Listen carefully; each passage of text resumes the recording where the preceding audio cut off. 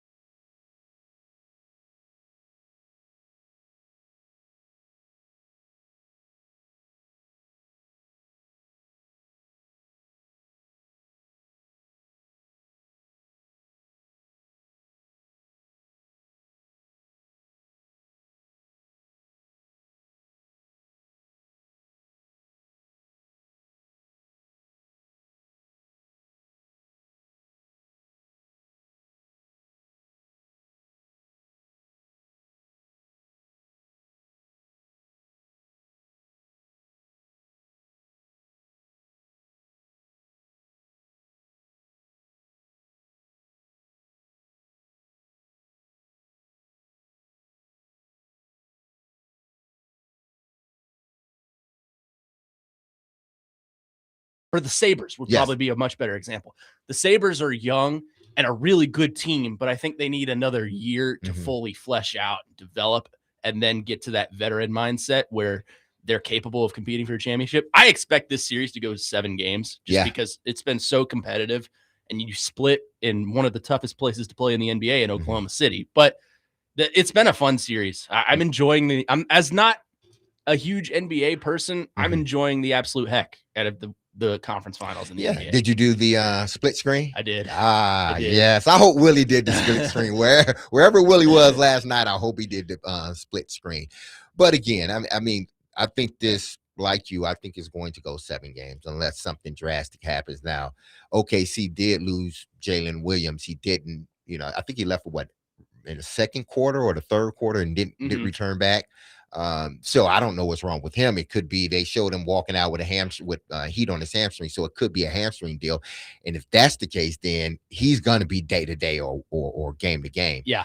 And then San Antonio's player went down. Dylan Harper. Yeah, Dylan Harper went down, and that one was because was he the one that was in the mix-up, not fight, but mix-up as far as foul? I think with so. Chet Holmgren, and he hit Chet in the face accidentally. But I didn't see anything happen to him. I saw him fall because he got tripped. That's what they called the foul. I saw him fall, but I didn't see anything. And we went back and then he tried to come back in. Yeah. And they wouldn't let him come back in. So I'm like, did he suffer a concussion that no one knows about? Because I don't think the announcers mentioned much of it. Yeah. Like as far as what was wrong with him. So, yeah, it was weird. NBA is weird with that. Like they won't disclose the injury. Hockey's the weirdest when it comes to injuries. Yeah, like, they ain't telling you. They ain't telling you. They'll say upper body injury, and then you got to put 2 and 2 together there. Exactly. NBA is not as, stingent on what they're going to tell you and what they're not going to tell you, but they are kind of like, they're not football where they tell you exactly everything that's going wrong. If you have a displaced pinky, they're not going to tell you.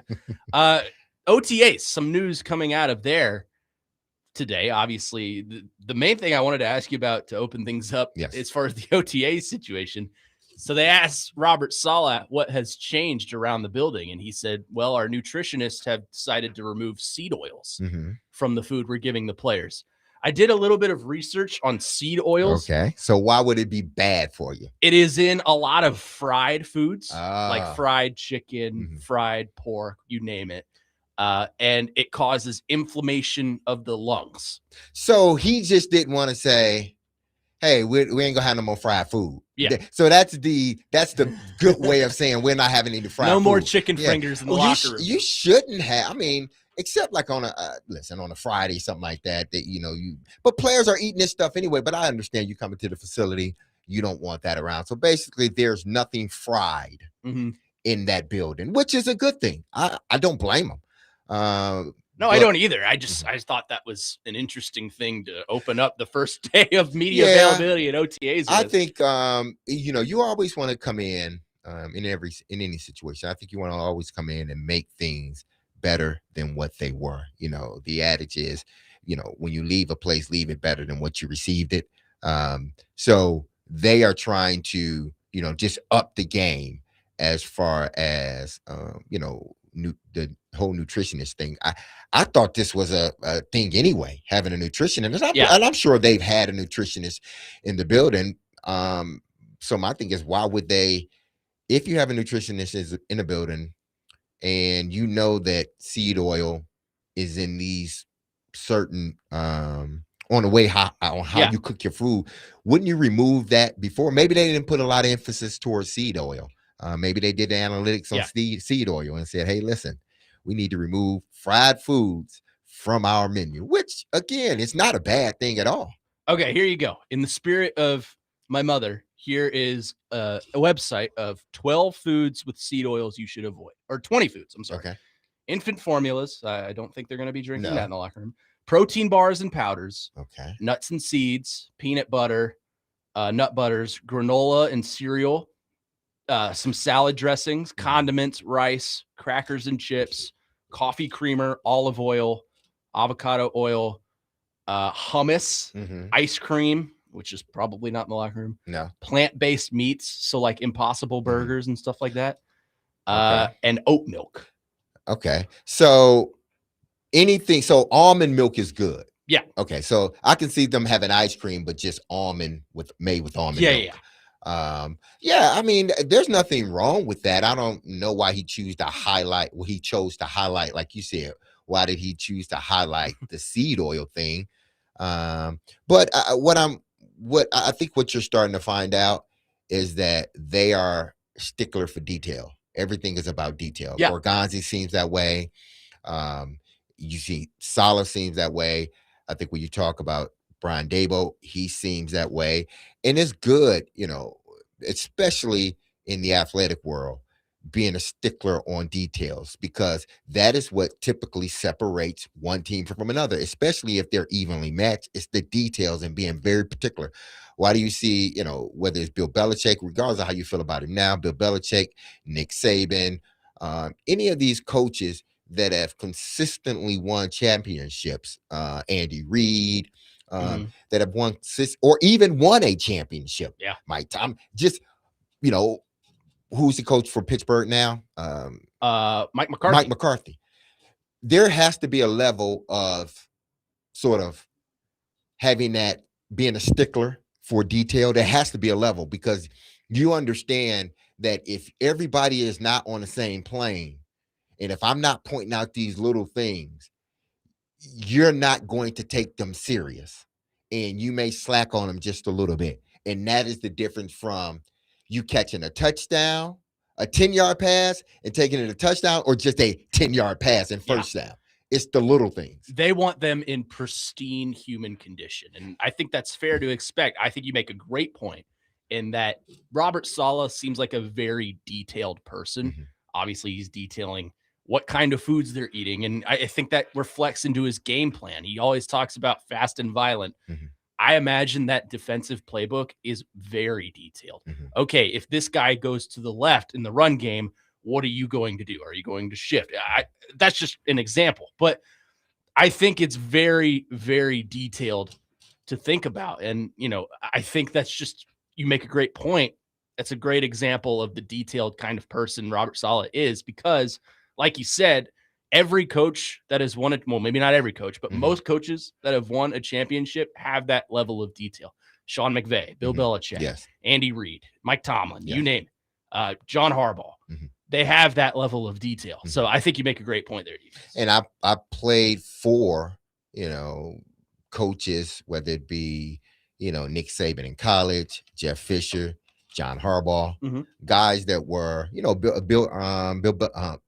Brian Billick, he was a stickler about, details, because they know that, again, in this game, the margins are the details, the little small things. That is what's going to separate you from the next person. That's why you see, these quarterbacks, that the ones we consider elite and great, and the passion that they have and the fire, it's because when they look at you and you do something wrong, it's like, you can't do that. Yeah. That's why you see Tom Brady or when Peyton was playing, or Stafford, these guys that, when you ain't doing what you're supposed to do, I need to get on you. Why? Because it may be little to you, and you're right, but that's the difference. Again, that pass you caught and made a first down, great. That's great, clapping. But you could have got a touchdown. Had you did exactly what we asked you to, you could have got a touchdown. It's a team sport. Yes. And every wrinkle in a team sport causes some sort of outcome.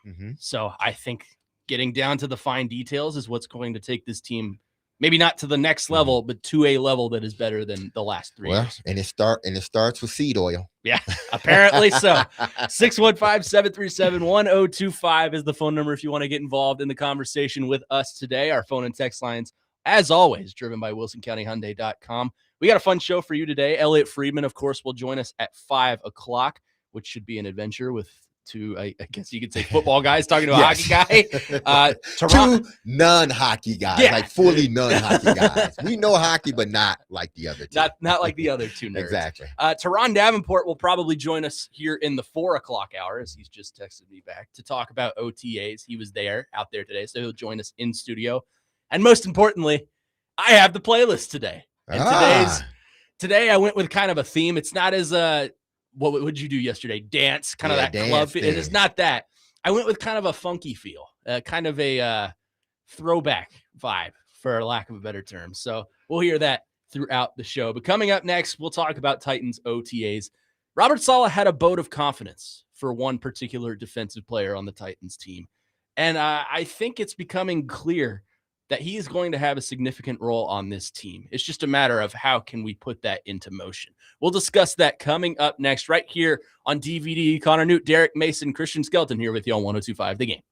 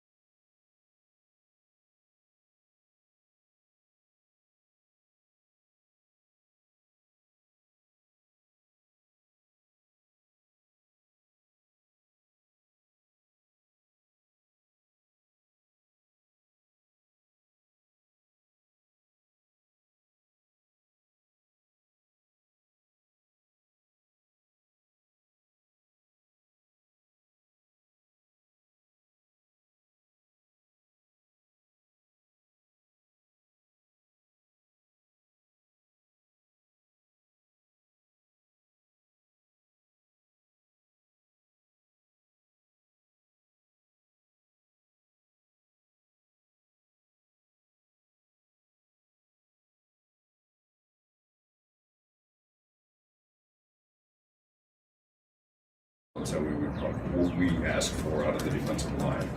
Different than a 3-4, and it's not to say that he's not a violent person. He can play with violence, but you're not really asked when you're just sitting there setting edges and the way outside linebackers play. We get off the ball, we're in your face. There is a learning curve. So right now it's more just fine tuning his movements with regards to pass rush and understanding pad level and the way we ask our guys to get off. But the true growth will happen once training camp hits.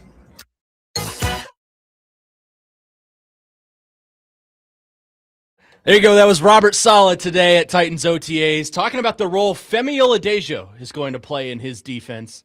And I knew this would get D-Mace. having like this that. on the playlist. I like that. This is kind of our theme for today. Okay, I like kind of the that. throwback little funky stuff, kind of like that. Ain't nothing wrong with that. You got to start it off with Michael Jackson, of course. But I think that quote from Robert Saleh is important because it shows just through that vote of confidence that the defensive-minded head coach thinks that a key piece in the future of the Titans, as obviously he was a second-round pick last year out of UCLA, but it was a guy that I had a lot of questions of coming into this season on what kind of a role he's going to play in the defense, given how many edge rushers they signed and the one that they drafted in Keldrick Folk. It shows to me that Femi Oladejo is going to have a pretty important role in this defense this year. D-Mace, what do you make of the vote of confidence Robert Saleh gives Femi Oladejo? You know, I look at it a little bit different from this standpoint. He says, well, Femi wasn't, and listen, I'm just going by, I'm not making this based upon, oh, I know their scheme or I knew, Denard Wilson's scheme like that. And no, this is about playing the game of football, especially from a defensive standpoint. The minute you step on that field, you're supposed to be violent. Yep. I don't care if you play defensive tackle, defensive end, linebacker, middle, outside, weak, corner, safety, whatever. You got to play with violence. Now, there's a controlled sort of rage and violence where you're violent. I can see it, but it's like, I know what I'm doing here. I know what's going on, but I'm never not in a violent stance or I'm not a violent person. That's the last thing you want to not be or somebody not label you in the world of football. Yeah. Concerning defenses, that you're not a violent, because why? They always hit in their attack mode. Yeah. So when you say, he needs to be violent, but then on the other hand, and again, I don't know the scheme like that. But then on the other hand, say, well, he has been, it's not like he ain't violent. The thing is, he's not violent enough for them. He's not aggressive enough for them. You know why? He's not, and Saleh sort of said it. He has to learn the scheme. He has to know what we're doing. Because you know what that allows you to do? Be even more what Saleh wants you to do. Why? Because you know what's going on. You know the defenses. You know you can read offenses. You know what's potentially coming your way. So you can be violent in a controlled way. He doesn't know what he's doing. That's what basically I think Saleh's saying. And I could be completely wrong on this. He's saying he's not violent enough yet to be someone that we can count on right now. He needs to develop that as camp. And like you said, we'll know as camp goes. Yeah. You know what? That he's becoming more violent. He's not to say he's not, but you have to, that's the mentality. They don't think he brought that mentality enough. Yeah. And that is sort of a nice way to say it, to encourage him, which is great. But he needs to become more of a violent player, which means he needs to know what's going on. Yeah.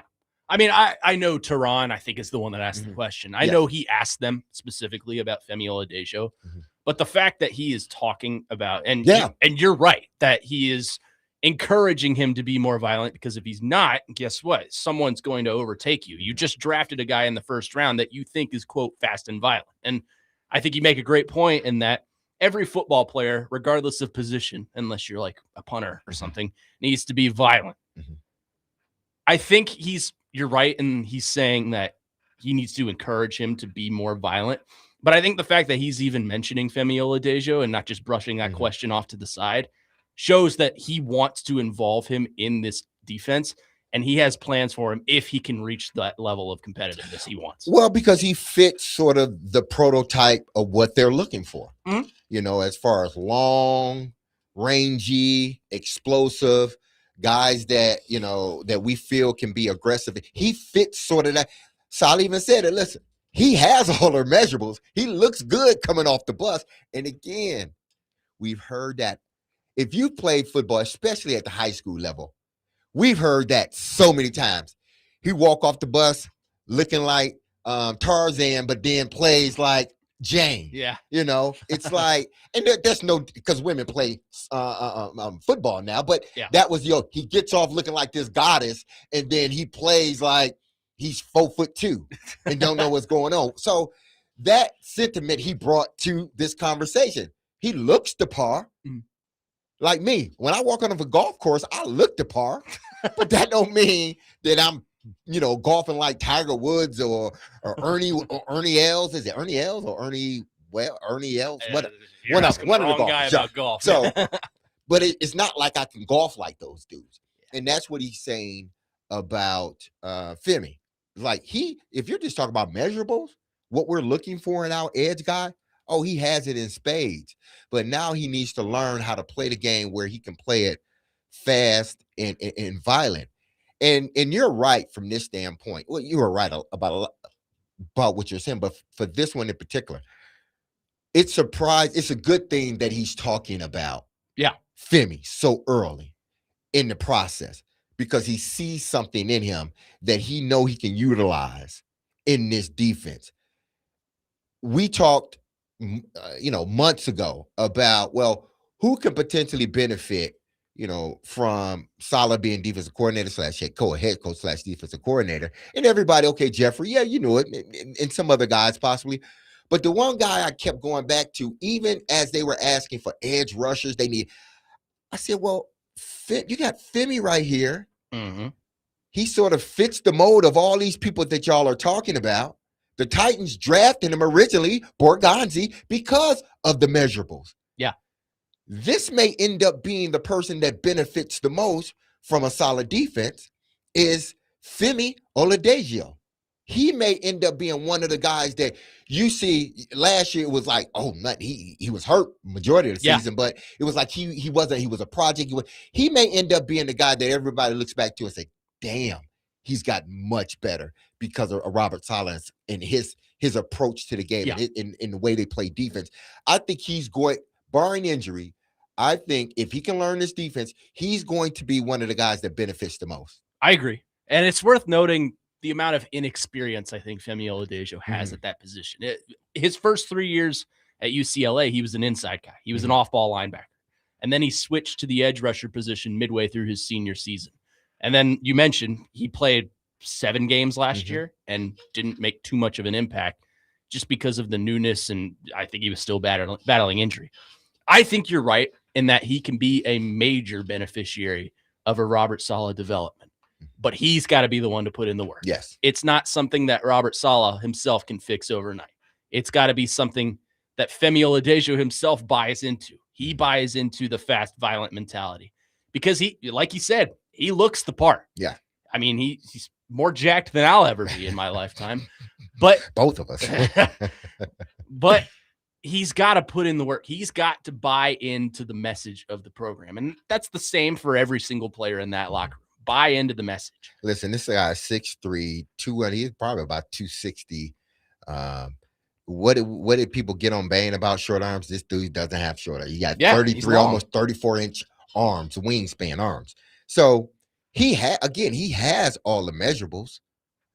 Smaller hands. I thought his hands may have been a little bit bigger than that. They're at the 10, but still, he has all the measurables. Now it's teaching him to play in this defense with those measurables. He's going to have to do the same thing with Kelvin Falk and some of these other guys that they brought in that are going to be new guys. Yeah, Jermaine Johnson. Jermaine Johnson, yes, but he's coached Jermaine Johnson before. Yeah. So he understands, but he still is going to have to play the way he needs to play within this defense in order to be out there and to be effective. That's something I think that the guys they brought in, like Jermaine Johnson, John Franklin Myers, guys that have played under Saleh before, are going to be helpful in. I think they're going to be helpful in saying, hey, look, we know the system. We've played for this coach before, and we know you have what it takes to play in the big leagues like this. I think that's where they're going to start being mentors, for lack of a better term, or helpful in the locker room, helpful on the field, and getting him into a position where he can be effective on the field. It's Keldrick Falk. Keldrick Falk, yeah. Keldrick Falk. I'm sorry, people. What'd you say? Did I say Keldrick Falk? I thought you did. Oh man, maybe you said like Kelvin or something. Yeah, I mean, I thought I pronounced it. We knew what you meant. Pronounced it wrong, but yeah, but I look at this and I think this is going to be sort of like the question moving forward. Outside of Jermaine Johnson, because he's been in a solid defense before, even Jeffrey Simmons. How fast do these guys acclimate themselves to the defense and the scheme and how it's played. Not necessarily Jeff is going to be Jeff. He's going to be physical. He's violent. Yeah. You know, he's always going to be violent. But how does he find his way in the defense, especially with the rotations that are going to be used? Now, I'm sure he will get a lot more, but early on in the season, how is he going to adjust to how Salah's going to rotate that defensive front? Because that's the superpower. Yeah. Is having guys, when you rotate, the level of play don't drop. Not to say that they're better than what I forget, Jeffrey Simmons, better than Jeffrey Simmons or anybody else that they have on their defense, Franklin Myers. It's just that they play with the same relentlessness. Yeah. They play with the same violence. They may not be better, but if I bring that same relentlessness and violence, I'm going to achieve the job we want to achieve as a defense. That's something that's so interesting to me about this defensive scheme. And like you said, and like we all know, we don't know the scheme. Mm-hmm. We don't know how it works. We don't know the inner workings of that. But what I do know about it is it's very versatile. It's very rotational. Mm-hmm. And especially with the depth I think you have, not elite depth, but you've got depth on the outside and on the inside too. I think you're capable of moving some pieces around and making something happen there. So if Femi Oladejo wants to separate himself from the pack and be a reliable guy, a rotational piece that gets in there and every time he's on the field makes some sort of a difference, he's got to buy into the message. And I think that's kind of the overall sentiment that Robert Saleh is saying when he says what he said about Femi Oladejo is he's got all the tools to be successful in this league. We know he can.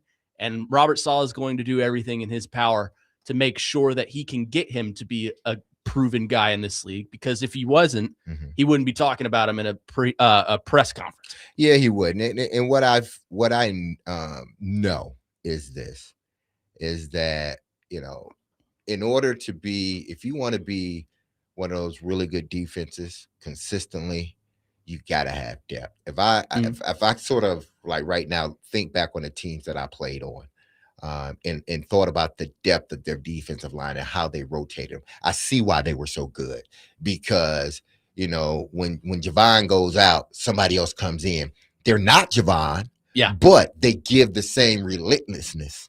And they're going to give it 100% until Javon has rested up and come back in the game. So what happens? You never lose a level of play that you set. Or whether I was in Baltimore when Terrell Suggs would go out and somebody else would come in. Yeah, that defense plays so well. Why? Because everybody's not the same athlete, but everybody plays with the same attitude and relentlessness. Yeah, that is what allow really good defenses to maintain themselves, especially throughout the year. So is it?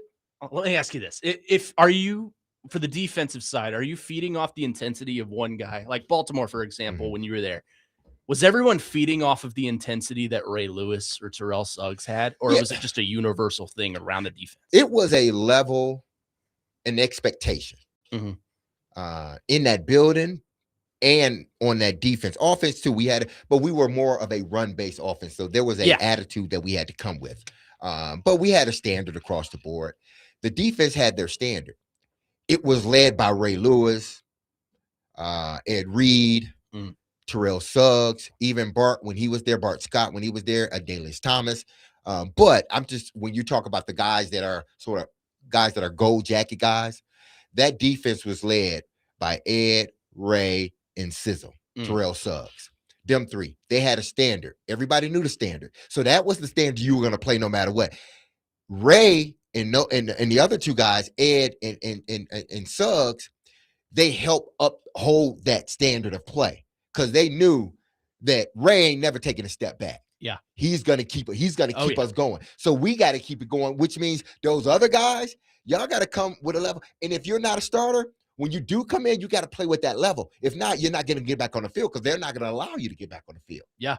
So I think you need to see that from the Titans. Yes. I think Jeffrey Simmons, being the leader that he is, needs to have the intense mindset on that defense.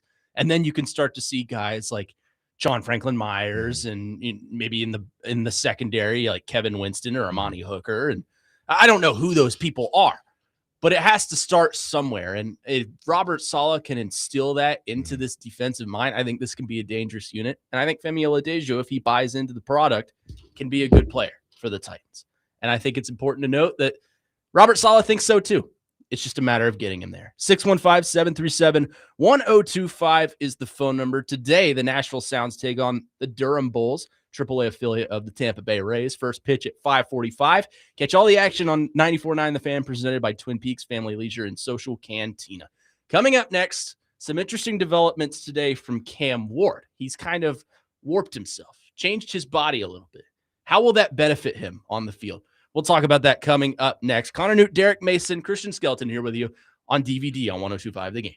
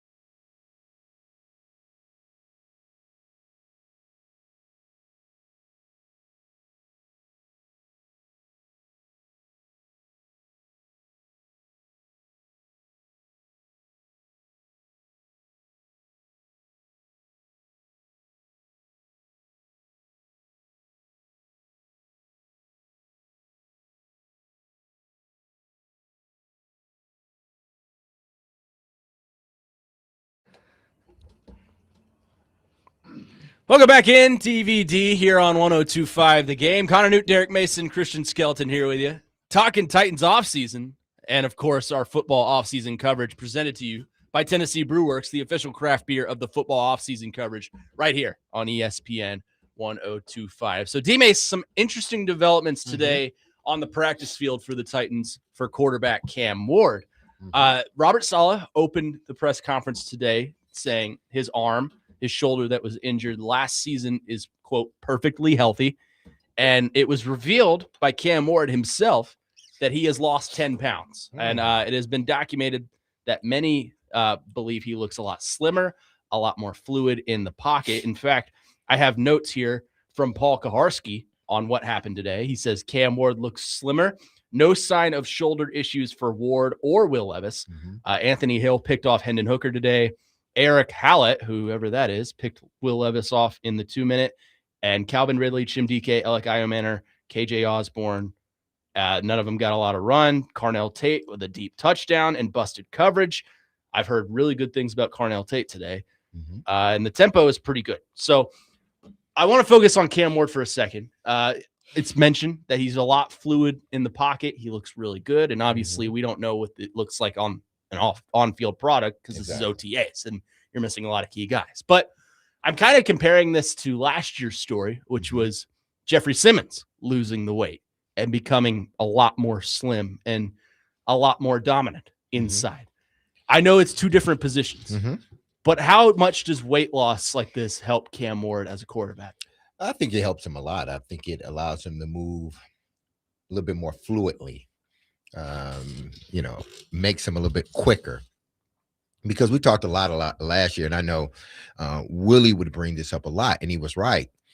He doesn't look as quick in a pocket when he's getting away from defenders. It just looked like he lagged. It almost was like you're watching television, you get that lag in the television. Yeah, the buffer. He was always seen to be buffering. Yeah. And not just making a move, getting it quick. Him losing weight, him looking from a physical standpoint much different than he did last year allows him now to do some of the things or look a little bit different than what he did his first year. And a lot of this is expected because guys, when they come in the league, they don't know what it takes to survive a whole season. Yeah. They know what it takes to survive a college season, but they don't know everything it takes to survive an NFL season. And it's not just your play. It's your home life, your nutrition, your everything. You hadn't been used to this. So that first year, a lot of these guys, it's just like, man, it's just like a whirlwind. And it's that second year. I spoke about this when we talked about months ago, Alec Iomanor and DK at the end of the season. And I said, Alec has to be the one because I think eventually he has an opportunity to upend, Calvin Ridley or be Calvin Ridley's replacement. Yeah. Once he leaves. And when I mean upend Calvin, I mean because Calvin, he's hurt, and he has a history of injury. So when he's not in a seat, you can throw Alec in there and you can be fine. But he was the one that needed to come back and transform his body. He needed to have an NFL body. Cam Ward needed an NFL body. Cam didn't have an NFL body. Cam seemed a little bit chubby, not in a bad way, but it's just quarterbacks don't work out like everybody else. They just don't. Yeah. And you don't expect them to because they don't need to be. We talk about that with Will Levis. Like, he calm down on the weights, bro. Yeah. You don't need to be looking like Adonis, We don't need that guy. We just need somebody that can stay healthy and that can throw the football. And Cam he was a little chubby, not chubby in the sense of him out of shape, but what I'm saying, he still had the college fat on him. Yep. He still had that college freshman 15. Yeah, he still had that college sort of physique. Yeah. Which in college is great. But in the NFL, you find out you gotta times that in order to put yourself in a position where you're gonna last. Yeah. And Cam knew he had to do it. Jeffrey Simmons, he's changed his body throughout his career, and he's probably at the best he's ever been this year. And I'm sure even better this year, he was good last year. I'm sure he's even better this year as far as, his condition and everything else. Each year, you got to learn how to play longer in this game. You have to. And Cam understands that he can't come in with the same mentality, the same physique, anything that he had last year. He has to come back a better player. And a part of being a better player is knowing that, watching yourself on film and saying, man, I'm a tad bit slow. My release is a tad bit slow. I can't get out of the pocket. What do I need to do? Oh, after the season, this is what I'm going to do. I'm going to cut weight, and I'm going to start to get a little quicker at these things. And if it does happen, then you typically see, especially in good players, you typically see the fruit of that labor. Yeah. And if there's anyone on this team that I would trust to have that mindset of, I have to do this to get better, it's Cam Ward. I said this, last week when Willie and Adam were in. I said I'm starting to like this kid even more. Yeah. Even more. From this standpoint, I got a chance to watch his documentary on Tubi. And, people watch it. It's not long.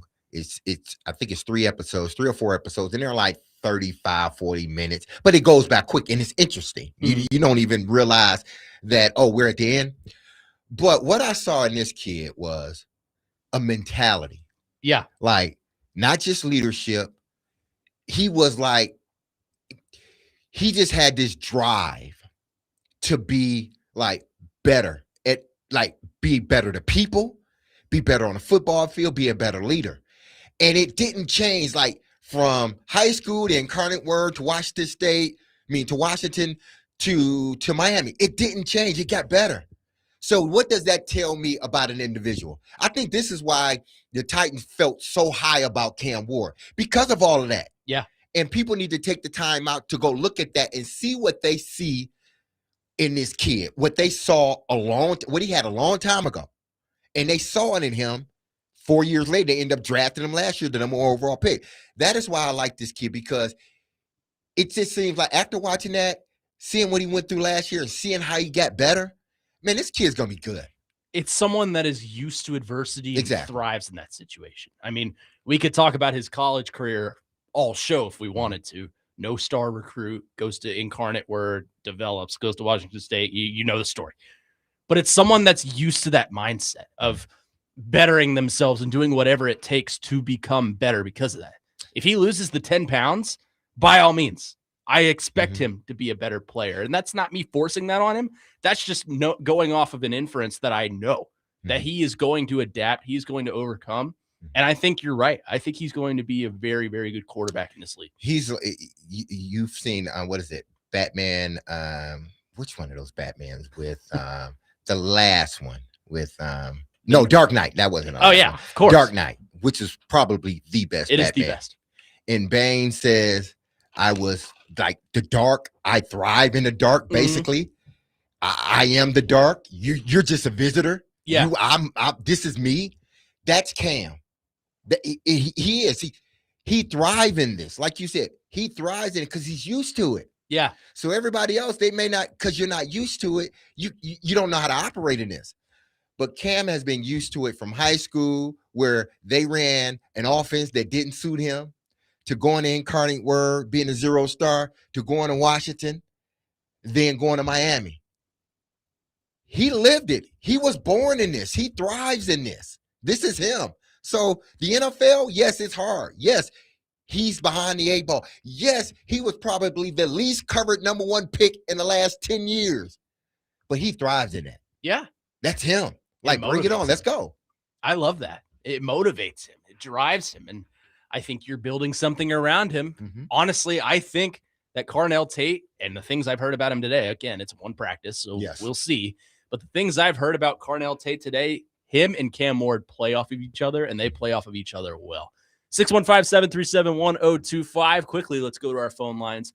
Mark in Nashville, our favorite caller on the line. Mark, what's up? That's right, man. I'm so happy to be calling the brand new show called CDD. Adam, it's been nice. It's been good for you, Adam. But Connor is taking your place.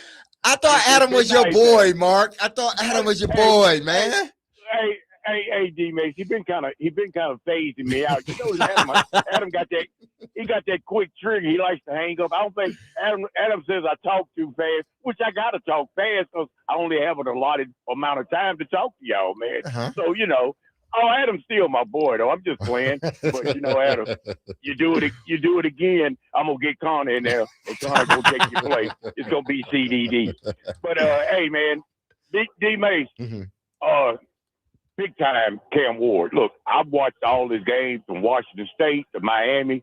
D Mace, he has that it factor. If you look at a lot of those comebacks he had in those games, especially at Miami, when he was really pretty much carrying that team, you knew that their defense was just atrocious, man. They didn't have a great defense. That's what caused them from getting to a playoff that year. Cam should have been in the playoffs in college football, but he didn't make it because of his defense. Offensively, they were good.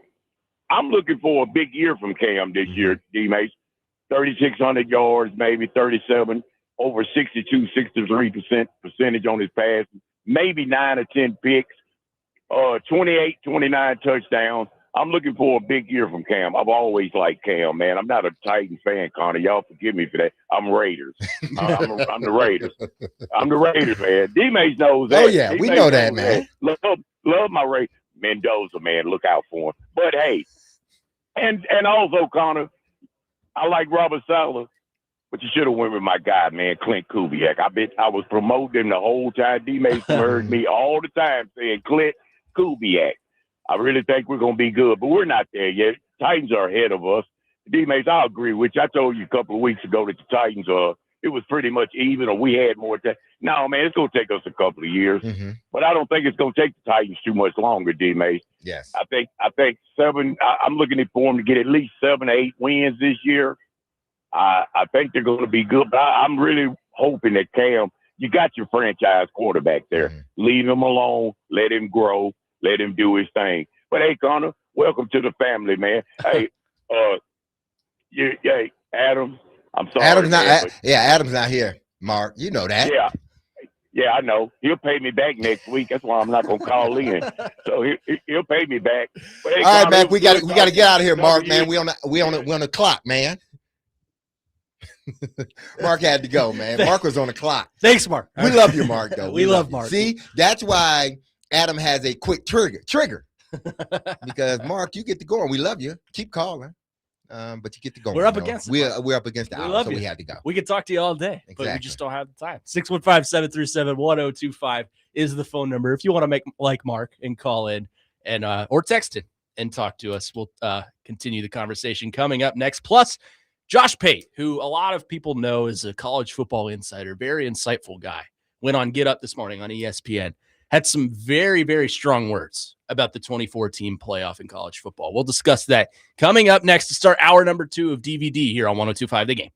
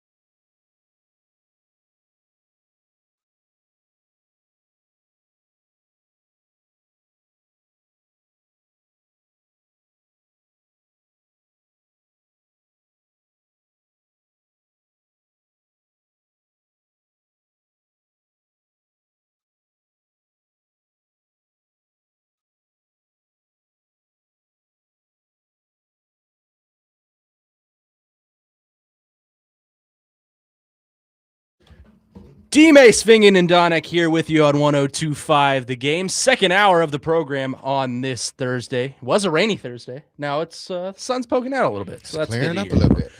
Connor Nute, Derrick Mason, Christian Skelton here with you. We are broadcasting, of course, from the Busy Bee Plumbing, Heating, and Air Conditioning Game National Studios, home of the $99 yearly Beehive membership, where the buzz is always about great service. The 615 golf tournament might be sold out, but you can bid on all kinds of awesome experiences to directly support Folds of Honor at 615open.com/auction. Have an unforgettable time while supporting a great cause. 615open.com/auction. So, D-Mace, before we get into the whole 2014 college football playoff thing, there's an interesting text I want to read to you. Yes. From WB in Thompson Station. 615-737-1025 is our phone number. Phone and text line is driven by WilsonCountyHyundai.com. We were talking about Cam Ward's weight loss, and it was revealed today at OTAs. He lost about 10 pounds. He looks a lot slimmer.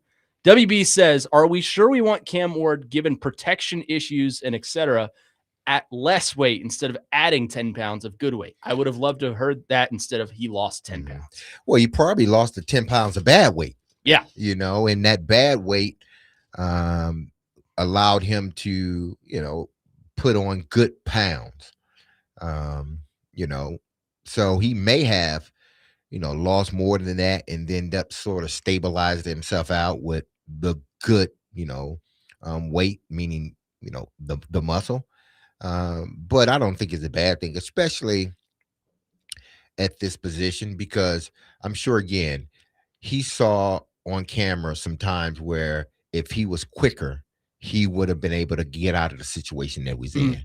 And, losing weight doesn't necessarily equate to, a guy's going to get injured more often. No, you lose some of that bad weight that allows your joints to move a certain, a little bit more fluid, and allows you to get out of situations that last year you couldn't because of the weight that you had on. So, Jeffrey dropped weight. Yeah. Jeffrey Simmons dropped weight, but what he did was drop the bad weight. Yep. And increased his muscle mass and whatnot. So you're right about, the texter is right about, do you want him to lose too much weight? You don't want him to lose too much, right? But from that first year to the second year, typically, guys do, if they work on their craft the way they're supposed to, guys do drop weight. That don't mean they're not stronger.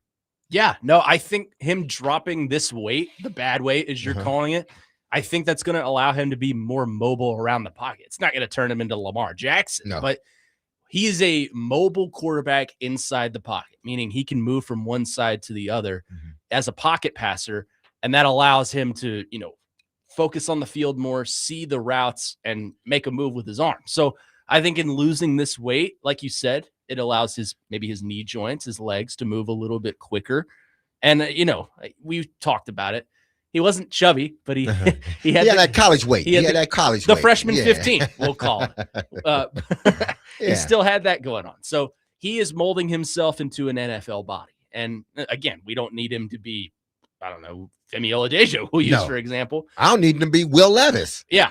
He doesn't need to be The Rock. No, he doesn't. He just needs to be a capable quarterback. And if he feels that losing this weight is going to help him do so, then I have no choice but to trust him. So switching gears here, a lot of the talk of college football has been the expansion of the playoff. Will it happen? Will it not happen? Etc. Will they expand to 24 teams? And it's probably the most universal no I've ever heard in terms of a plan that a college football organization has, or even a college organization in general. So that was echoed today on Get Up on ESPN's show when they had college football insider Josh Pate on. And Pate has some very, very strong words about what he thinks of the 2014 playoff. Here's what he had to say. How do you feel about the possibility of a 2014 college football playoff? One of the worst ideas I've heard, Greeny. Not just that. If you go back to when we had 4 and you would have polled the college football fans, the college football public, there would have been super majority support to expand. Most people wanted expansion back then. Personally, I didn't, but I was in the minority back then. Even now with the general public, this is one of the most unpopular movements or proposals that we've seen in a long time. And look, I'll sanitize my opinion for the sake of air down to this. It's not just Tony Petitti. Okay, the ACC has caved and they're on board with this. The Big 12 has caved. The coaches are calling for it. Shocker. One of the bigger shockers of all this, building a giant safety net under you contractually. But I ask this. If I were to just sit these people down at that table, it's you, it's Mr. Michael, and it's people who are voicing these opinions. And I would have said, what makes college football great to you guys? Do you know how many blank stares you would get on your face? Do you know how much shuffling and how much nervous body language there would be to try and contrive a football-based answer? Because they don't know. To them, it's an ATM. To them, it's, well, we can screw up all we want to, and we'll just bail ourselves out by expanding the play. It's federal government level stuff is what it really is from people who run college football. What makes college football great is, of course, the regular season. What makes college football great is Saturdays in the fall. And for a lot of us who love this sport, anything that treads on Saturdays in the fall is going to really, really get us aggravated and mobilized. I'm one of them. And so I frankly don't care what you've done in Major League Baseball. I can respect it, but I don't. And I don't care how this sport compares to the NBA or NFL, because college football is one of one to us. The regular season is the nucleus of this sport. And any infringement on it, it really aggravates people like me. And apparently I'm not alone here. So there you go. Josh Pate on Get Up this morning. His thoughts on the college football playoff expanding to 24 teams. Derrick Mason, your thoughts? Man, he was, I can't disagree with him. I can't, because, first it went from 4, and then we got to have this many. So when does it stop? When is it that you got to, it just can't be open to everybody. Like, he's right. The joy of college football was the season, especially in, the SEC, Big Ten, but I'm in SEC country. So let's just talk SEC. Yeah. Why? Because they feel they're the dominant conference around. So the season for them and winning the SEC championship, it's not diminishing the national championship. Everybody wants to win the national championship. But the real action is in the season to put yourself in a position to then get in the college football playoffs. Yep. It's not everybody get in. That's why we have a season. That's why the seasons are so captivating. That's why they went around after they reorganized everything. What rivalry should we keep? What teams? Why? Because it matters. It matters to fans. It matters to alumni. The year, that season. Yes, winning the championship matters. But if nobody wants to see a 7-win team or 8-win team get in the playoffs just because you played in a conference. Yep. It dilutes the playoffs in a sense, because you wasn't good enough to place in the top 4 in your conference. What makes you think you then going to go into, or the top 5 in your conference? What then is going to make you think you're going to go into this and really have a chance? Yep. It's not basketball. No, it's not. 16 seeded, let's use Tennessee State, for example. 16 seeded Tennessee State can go on a hot streak and make themselves in the Sweet 16. Exactly. Football is not that kind of sport. There hasn't been, has there been an upset in college football in the playoffs? Like a legit upset where you take the lowest ranked team and you take the top ranked team and you compare and you put them on the same playing field, and that 12th ranked team has beaten that number 1 team. It hasn't happened. And it never will. And it never will, because it's not basketball and it's not some of these other sports. You have to win a certain way. You can't just have one guy and expect, we're going to do this, or 2 guys. No, you got to have guys to really go out there and compete at that level. So it's not these other sports. So when you get in, it's like, listen, I want to have an opportunity. And that 7-win team that gets into, or the 8-win team that gets into the playoff just because we expanded it. They wouldn't have got in had it stayed the way it was. They wouldn't have got in. But because we expanded, you were able to get in. They're not going to win.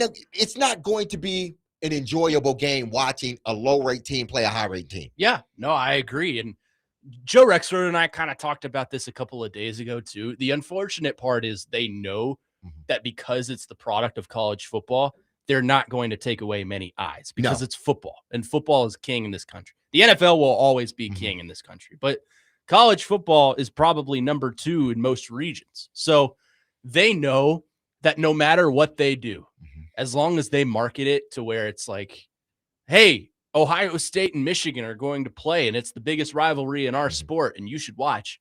They know people are going to watch. Of course. And they know if they expand this playoff, they have the power to say, this is a big playoff game. Mhm. It's on all networks across ESPN. You should watch. The vast majority of people are going to see it as maybe not as meaningful as it should have been, but it's still a meaningful game, and they're going to watch, and they're going to get paid. Yeah, I'm not sure how they get to this 2014. I can't, like, how do you get there? How? Like, physically, how would you even, like, are you just going to start throwing? Because that's what you would have to do. You just have to start throwing teams in there. Yeah. Congratulations, 8-4 Tulane. Exactly. You are in the playoff. You're in the playoffs. Let's go. Let's get your bags. Let's go. No, there has to be a sense of, like, it ain't, everybody just can't get in. Yep. You just can't get in the playoffs because you won 8 games, or because there's teams that deserve to go that maybe have won 9 games or 10 games in another conference that may end up being better than you, but because you're in this conference and you got 8 wins, you may be the 6th team you may be the 6th team in line. That doesn't mean you should go. Yeah. No, I agree. I just don't understand. We just got 12, and even then I had to have some convincing. 12 is a lot. 12's a lot, especially for football. If it was basketball, I'd understand. That's why now we have 76. But even with 76, that still is like, yeah. But okay. Yeah, but we'll make do with it. But you were right. Listen, no one's gonna stop watching. We could sit here and we can tell you why we wouldn't like it, and there are probably a lot more people that are in that camp of 24 games is just too much. But no matter what, no matter how much, if it indeed goes to 24 games, 24 teams, we're gonna watch it. Yeah, because they know it. They know that's why they're doing it. Yeah, so it's like, yeah, we'll watch it, but will it be good football? Or are you just doing it because you're getting a big check? Yeah, that's essentially what it's about, the money. If the money wasn't there, if there was no money in increasing the playoffs, they wouldn't do it, because physically it's not the smart thing to do. Health-wise, it's not the smart thing to do, have all these games played. And that's not even talking about teams playing in it that really shouldn't be playing in it. But if they just stripped away the money, they wouldn't do it. They had no reason to do it. Yeah. But now they're getting more money for more games. It may just get to 24. I just want to know if there's one logical person in that room when they have that meeting saying, what are you doing? Why are you trying to take this product and expand it and ruin it? It's going to be ruined. People are still going to watch, but it's not going to be the same. But I'm sure there are people in there that, need more convincing.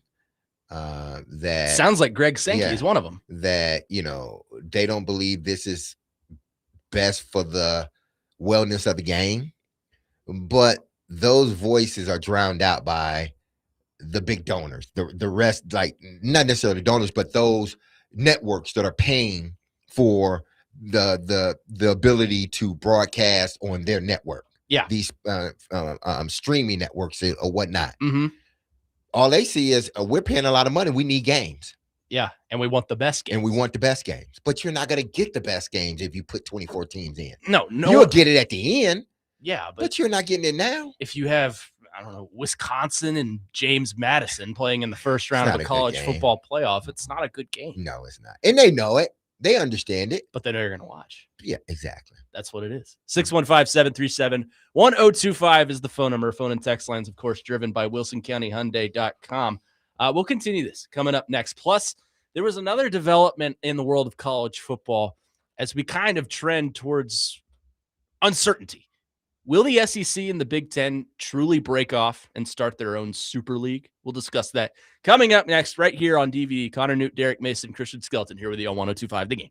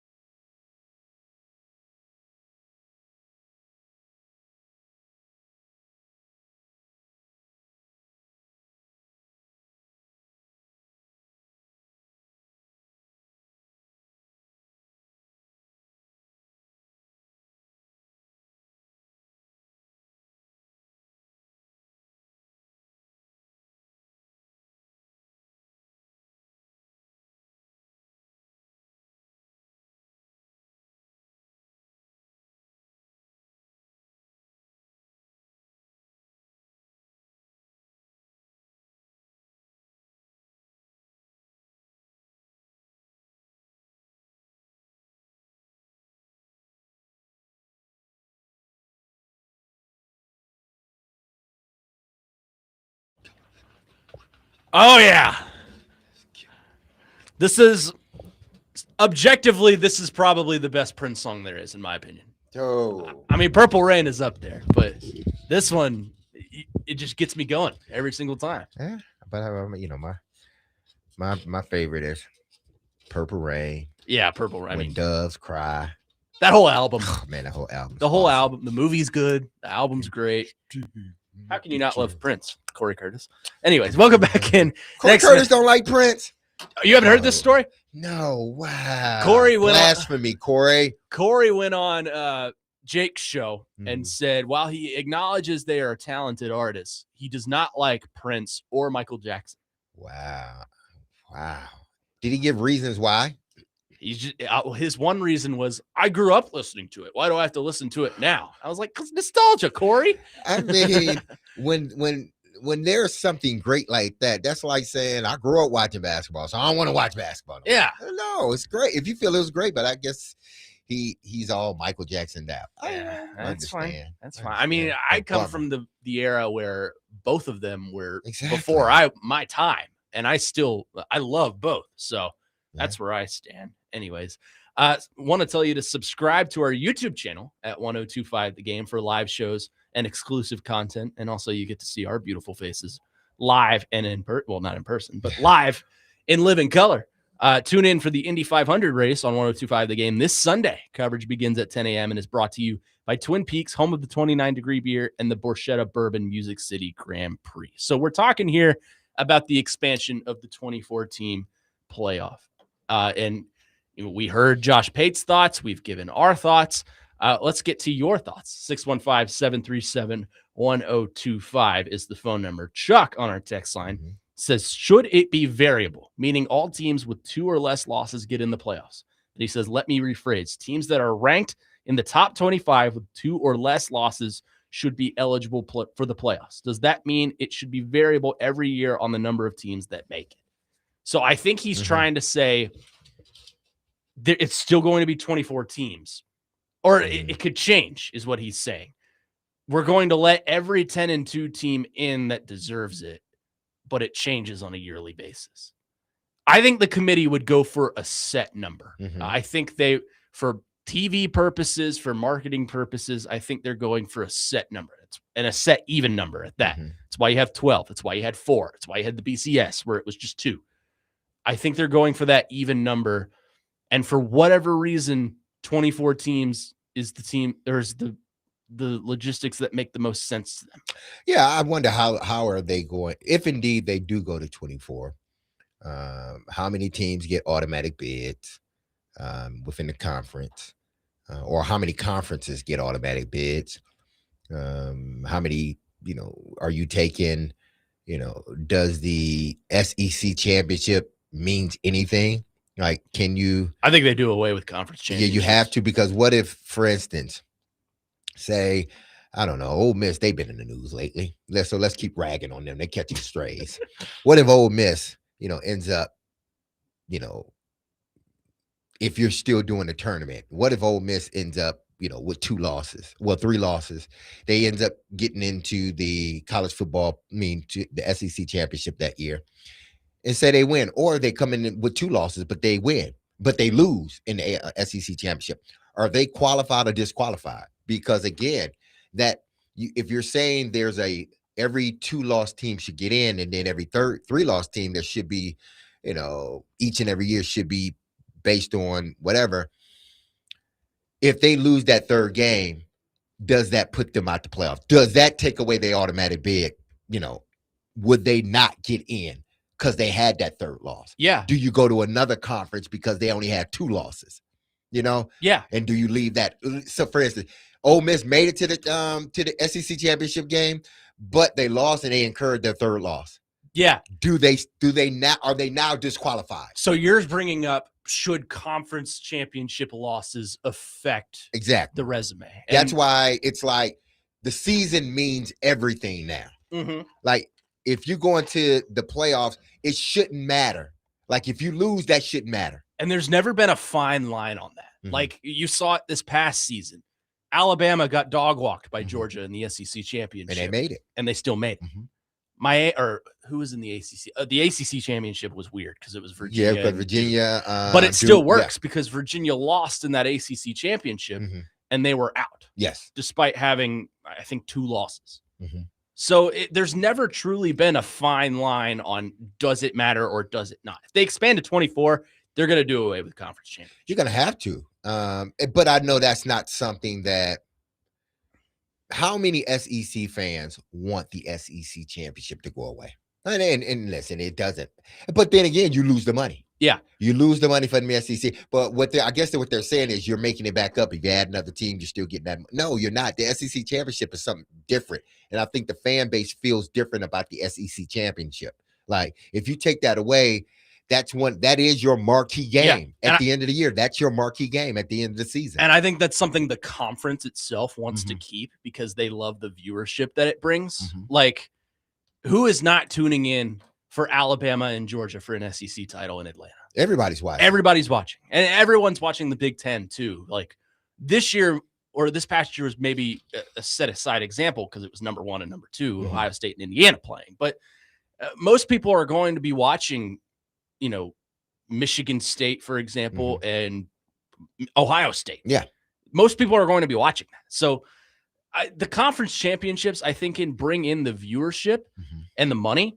But if they expand to 24, you're essentially asking these college kids to play more than a regular NFL season. Yeah. If they truly go, you play the 12-game regular season, then you play the conference championship. That's 13 games.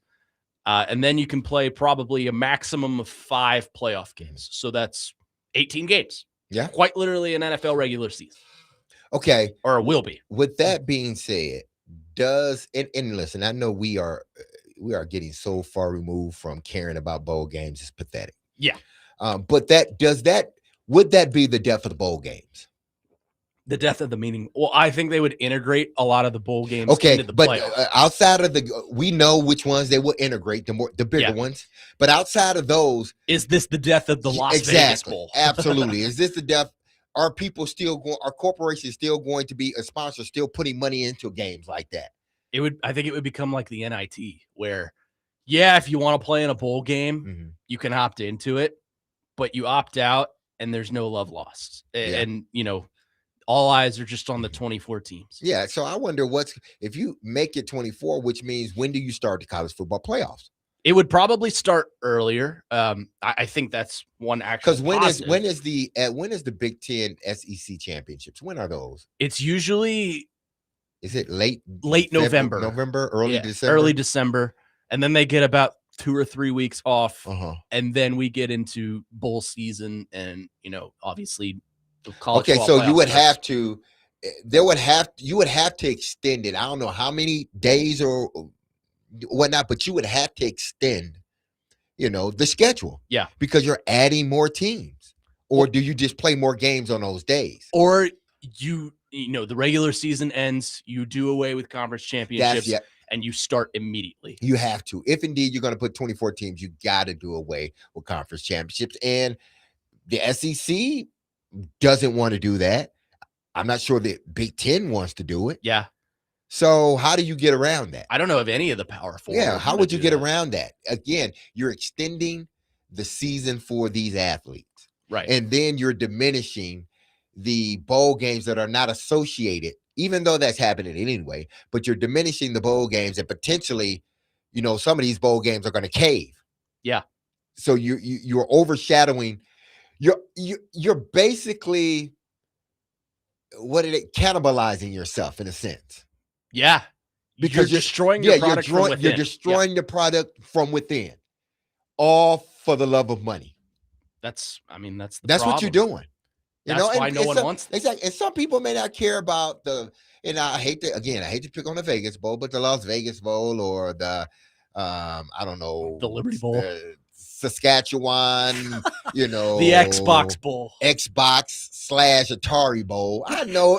Okay, I get it.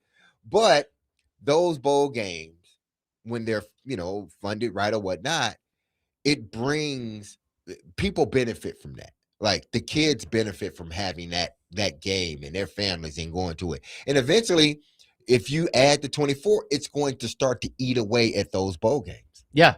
So, and do away with a lot of those sponsorships. Yeah. Unless they just start full on sponsoring playoff games, which I would imagine a lot of those would be held on campus environments. Yeah. But, okay. You're asking me to, I'm going to invest more. And now I got a seat at the table. Yeah. Now I get to come in, and now the dollars that I was putting toward this bowl game, now I can put toward the bowl game that's in. So now it's taking away the dollar from the other bowl game. It would be welcome to the first round of the college football playoff, sponsored by Doritos. Yes, or something there like we go. that. Yes, that's hot spicy Doritos, hot spicy Cool Ranch. Cool Ranch. Yes. Doritos. Let's go back to our text line. 4319 has a long essay. I'm not going to read all of it, but essentially he says, I don't see how this could eventually, or how this couldn't eventually hurt regular season viewership. He goes into a story about how baseball in the regular season, the regular season is kind of hurt just because it's 162 games. You're not going to watch every single game. If you diminish the meaning behind the regular season in college football, what is there to play for?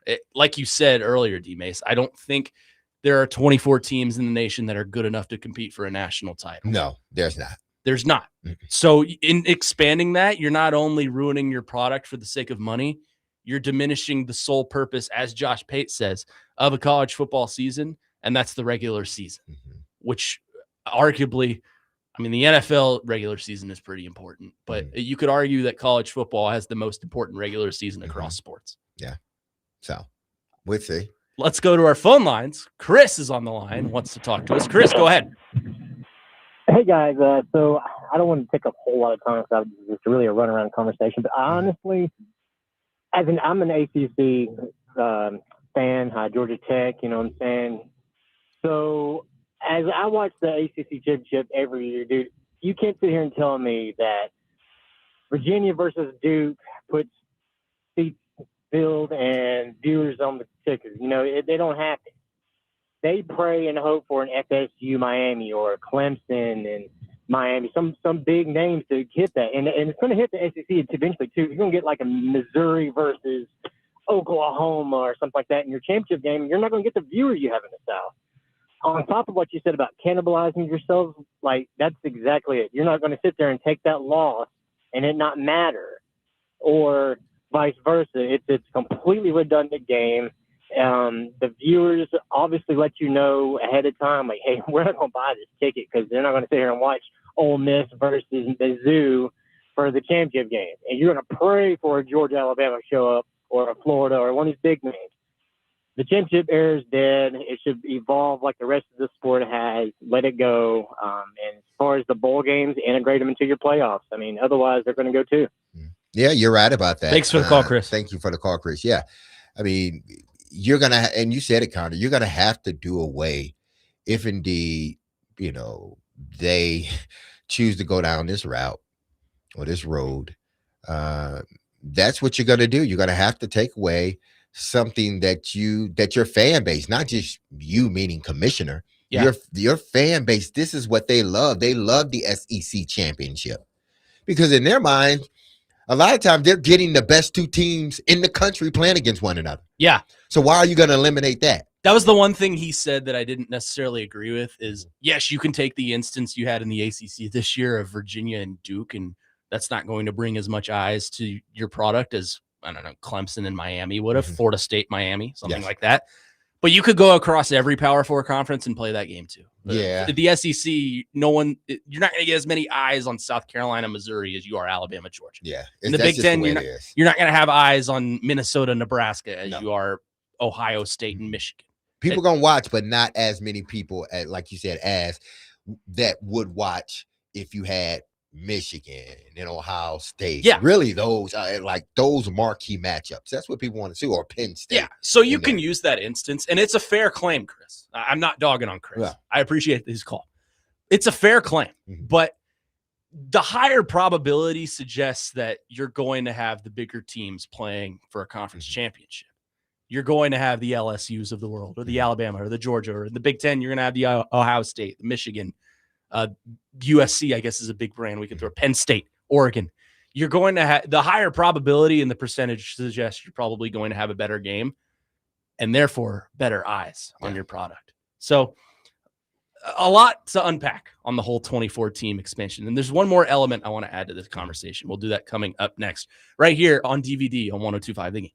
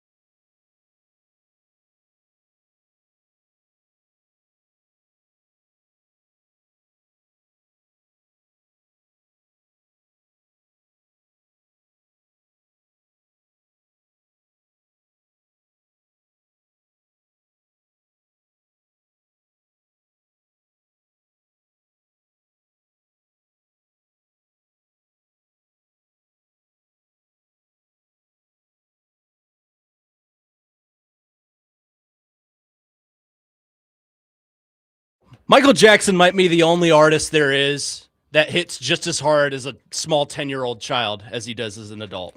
Musically, that is. And I can't still understand why Corey. I don't get it, man. Corey, why you hate Michael Jackson? Why you hate him so much? The voice of an angel. Listen to him. He just sit around with his head hanging down, Corey, because you don't like him. And he's just wondering, Corey. He's just up in heaven just wondering. Corey. Who's loving you? Like, who's loving you, Corey? Who's loving you, Corey? Who's loving you, Corey? That song directed towards Mr. Corey Curtis of Nute. Welcome back in DVD here on 102.5 The Game. We're talking football, but when we talk Titans, our football offseason is presented by Tennessee Brewworks, the official craft beer of the football offseason, our coverage here on 102.5 The Game. But right now we're talking college football playoff expansion and the meaning behind that and what that entails. I'm going to add one more element to this conversation to wrap us up this hour in this conversation. So a lot of the talk for the past, let's say, couple years is, will the SEC and the Big Ten break off and form their own super league? And that was raised, I think, in one of these meetings. They asked someone from the Big 12, I believe it was Ohio State, Iowa State's head coach on his thoughts of that happening. And he basically said, do it. Go for it. They'll see when they only get 20 teams and their product is watered down that that's not a good idea.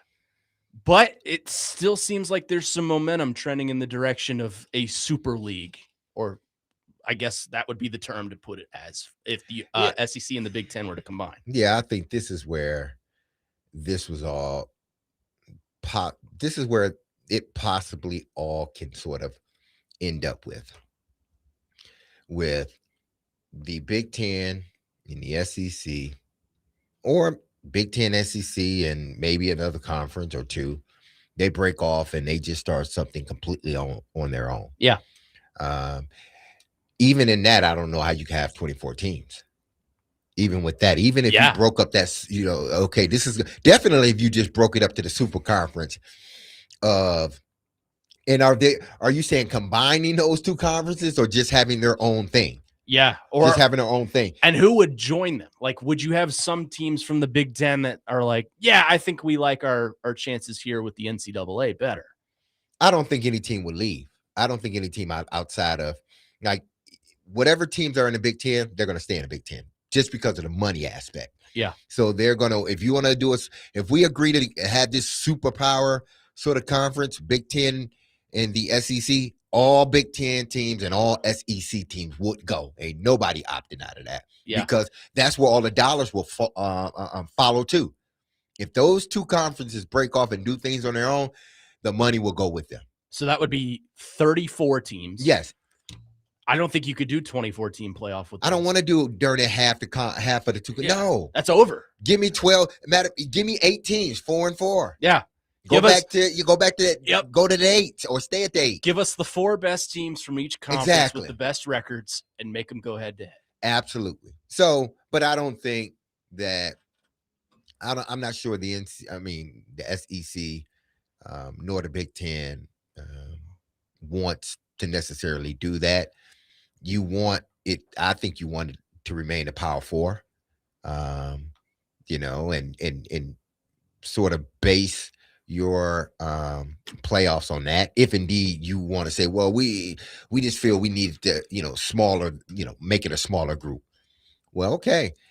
You take the Big Ten, Big 12, ACC, SEC, y'all have your own conference, but still, I don't want to see 24 teams. Yeah. No, I still don't want to see 20. So no matter what they choose to do, nobody wants to see 24 teams, except those teams that keeps getting left out. That was something Pate mentioned. Was those teams coaches are in support of it. Well, exactly. No, duh. They want job security, and no offense to my Tennessee fans here, but I'm sure Josh Heupel is advocating for a 24-team playoff, because if he gets in a 24-team playoff, that's job security for him. He gets to put that on a resume. But is that more job security or is that more pressure?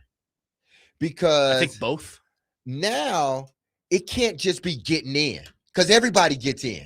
That's like, if we keep on getting in March Madness, eventually presidents and ADs are like, nah, that's not enough. Yeah, you've been in the tournament 6 straight years, but you hadn't won a game. Yeah. And they're looking to change. Now, sometimes they don't. And then you have some fans are like, why? Remember we were not in the playoffs. Mm-hmm. So they kind of go to that, or what it will look like not being in the playoffs, because you have a good coach that gets you in the playoffs. But eventually that has to run its course. Yeah. It can't just be, we got in. So I'm not sure. It may stage off, the firing maybe for a year, but eventually it's going to come ahead. If you're not advancing within the playoffs, then that don't mean anything anymore, because now more teams are getting in. Yeah. That's a long-term thing, I think. Yeah. Like if we expanded 24 team, I think that would work for maybe 1 to 2 years for some guys. It would be like, congrats, you got in. Now we're going to bring in a guy that's going to get us over the top. Exactly. And it happens every time. I mean, it's the same thing in the NFL. You see that all the time. You have coaches that are consistently getting into, like, who was the coach for the Chargers before Harbaugh? Was it Lovey? I think Lovey. No, it wasn't Lovey. Braden Staley. That's who it was. Brandon Staley. Yeah. He would consistently get that team into the playoffs, and then miraculously they would collapse. Not Lovey. I was thinking Lovey was with the Houston. Yeah, and the Bears. And the Bears. But the Chargers, God, why am I forgetting his name? He was the Chargers head coach. TD, help me out. I know you're back there. The Chargers head coach before Staley. Man. Gosh. I know. He wasn't there that long, I don't think. No. Well, Mike McCoy was the Chargers coach at one point. Yeah, he was. Man. Before Braden Staley. Yeah. I know. Yes. We're all trying to figure it out. Gosh, I forget his name. We'll get it. Come on, AI. Anthony Lynn. Yeah, Anthony Lynn. Yeah. Yes, Anthony Lynn. I don't even know why I said Anthony Lynn. I knew. I don't know why that even came up. Obviously, it came up for a reason. But it's going to be eventually, getting in is not the end all be all anymore. Yeah. Getting the recruit ain't the end all be all anymore. Yeah. Because now you can get them. Now you got to win with them. I mean, to put it into college basketball terms, it's kind of what Kentucky went through with John Calipari. Absolutely. We can get into the tournament, but how far can you go? Can you put us over the top? And obviously he couldn't. So they decided to make a move, and now they're worse off. Yeah, but the message is clear. Yes. You have to find someone. Job security is going to be a thing for the short term, but in the long term, you want someone that's going to be able to get you over the hump. And, all these coaches now clamoring for a 2014 playoff, they're thinking in the short term. Josh Heupel and Brent Key and because I don't want to throw Clark Lee into this conversation. But that's where the level is right now. Yeah. You got to get into the college football playoff. Why? Because there's only so few that can get in. Yep. So many that can get in. So if you get in, it means more. And you have a wider opportunity. Yeah, exactly. It's not 4 teams anymore where, essentially for the whole season, if you lose more than one game, you're not getting in. You've got a wider opportunity. So I think it's more doable. Exactly. Two athletic directors are saying to their coaches. So the bar has been lowered a little bit, but at the same time, it's been raised. Exactly. Those are the stakes now. Yeah. So eventually, even with the 24, you're going to eventually have to win games within it. And if you're winning games, you're going to have to eventually win the championship. Or people are going to say, listen, it's an evolution. We got to move on, So, it may save you for a year or two. But after that, the fan base is going to start screaming. Like, we added more teams so you can get to the playoffs. You got to the playoff, and you still ain't doing anything. What happens to the coach that's like the 25th team? Oh, man. He's going to be clamoring for, it should be 30 teams. Oh, you got to expand. We got to expand to 28 teams. Well, Come on. He gets the pristine honor of playing in the People's National Championship, the Pop-Tart Bowl. There you go. And you got to do it. But there will always be a sense, even if they go to 24, which I hope they don't. I really do. But we've seen it with, when it was just 2, we've seen it when it was 4, we've seen it, we see it now. Yeah. We're going to continue to see it. Hell, they even changed the rule mid-game for Notre Dame. They changed the rules midstream because Notre Dame complained about them not getting into the college football playoff. Because money. Exactly. So they changed the rules and said that Notre Dame, if they finish in the top and they can get in on, they got an automatic bid. If they finish in the top 10, they get an automatic bid. It's ridiculous. It's like, come on, man. It's because they know Notre Dame has a massive following. Oh yeah, they're a draw. Notre Dame's a big draw. Yeah, and it's eyes. Yes, and it's money. This whole thing, in conclusion, to wrap up our hour-long conversation about the 2014 playoff, it's about money. Money, and that's money, all there is to it. It's taking me back to where have I heard that song? Oh, that was New Jack City for me. Yeah, that was one of the theme songs on New Jack City. That's right. For the love of money. 615-737-1025 is the phone number. We got a fun last hour of the program here. Elliotte Friedman, of course, will join us coming up next.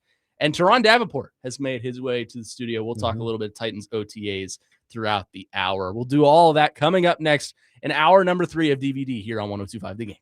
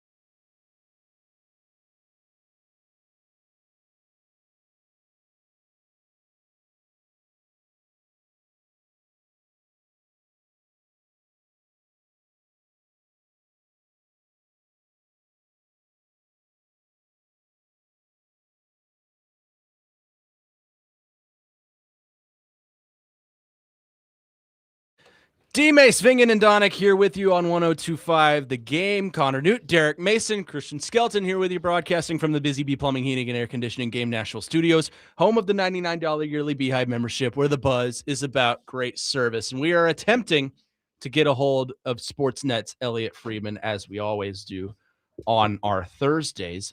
He is, of course, usually presented to you by Old National Bank and Green Ventures Landscape. They got a game today. They do. He might be busy with that. He may be busy doing a few things with the game that's coming up. Who we got? Montreal and the Hurricanes. Carolina Hurricanes. I wonder if Carolina's going to come out the same way that Colorado came out. Colorado was flat. Yeah. Yesterday. Carolina hasn't played in 11 days. Yeah. A week and a half. How long was Colorado off? They were off not as long because they lost some games in that series. Okay. I think it was maybe 5 or 6 days for them. Okay. So still a substantial period of time. So how are the Hurricanes going to come out in this first game? That's interesting. Very interesting. Definitely have to ask him about that. Exactly. Don't miss GalaxyCon at the Nashville Fairgrounds, May 29th through May 31st. It's a 30-day festival, 3-day festival of fandom with celebrities, artists, entertainers, and more. For more information, visit thegamenashville.com/events. While we wait for Elliotte, our other guest of the hour, Mr. Teron Davenport, is in studio with us, fresh off the heels of the first day of media availability at Titans OTAs. TE, what's going on? Oh, nothing much, man. Just braving these Nashville roads on rush hour. That is something else, man. At least you didn't have any rain to deal with. Yeah. The rain's even worse. That's what I was saying this morning. Like, hey, folks, you can still drive the speed limit in the rain. But, some people get a little antsy and nervous when it rains. I know Oprah went to TSU, but like it feels like Oprah was there at DMV and was like, hey, you get a license, and you get a license, and you get a license, even though you don't deserve one, you get a license. Like, come on, man. Everybody would be able to drive it in this city. And here he is. We are now joined by SportsNet's Elliotte Friedman. He is presented to us, as always, by Old National Bank and Green Ventures Landscaping. Old National Bank, get old, and Green Ventures Landscaping. Property managers, if you manage it, they maintain it. Elliotte, how we doing?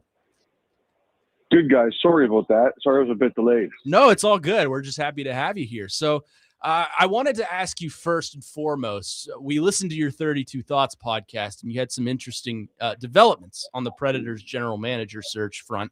It sounds like we're still in the waiting period, nothing really official happening, but you had the interesting theory that the Predators could be waiting for someone to hire still competing for a Stanley Cup.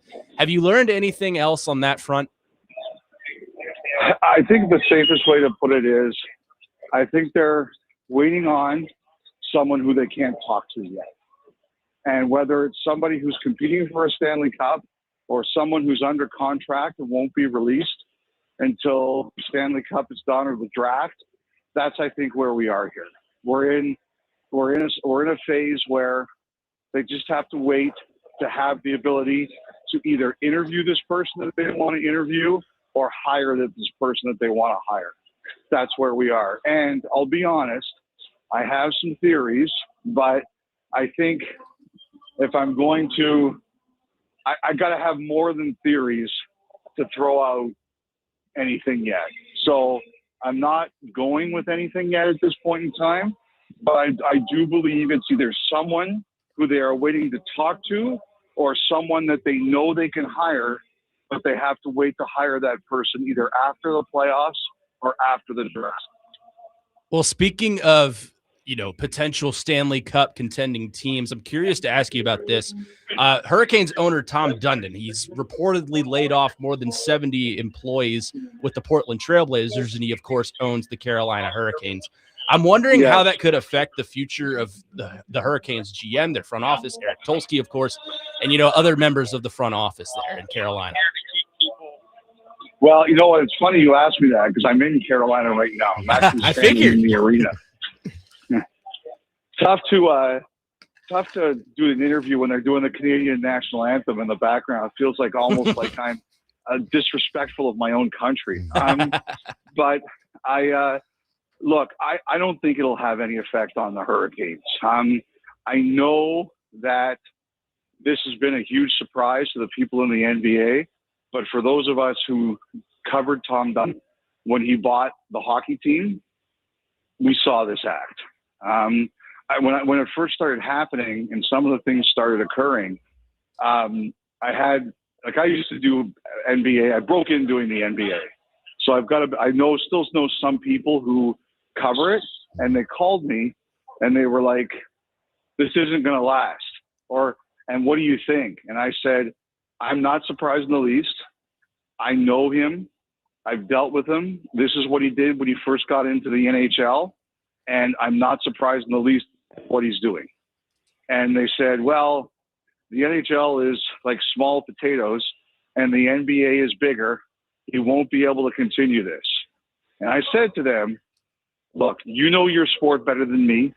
I wouldn't profess to be an expert anymore, but I think you're kidding yourself if you think that he's going to be deterred by public pressure. He got the same reaction when he came here in hockey. He decided he didn't want to do radio, TV, separate broadcasts anymore. And the Hurricanes, back in the days, they were the old Hartford Whalers before they moved, had a long-time radio broadcaster named Chuck Caton, who was hugely popular in the market and with the fans. And he took a lot of heat for letting that go. He said it doesn't make sense to have that broadcast anymore. He took a lot of heat, but he didn't back down. And time will only tell if the criticism he's getting will change his mind.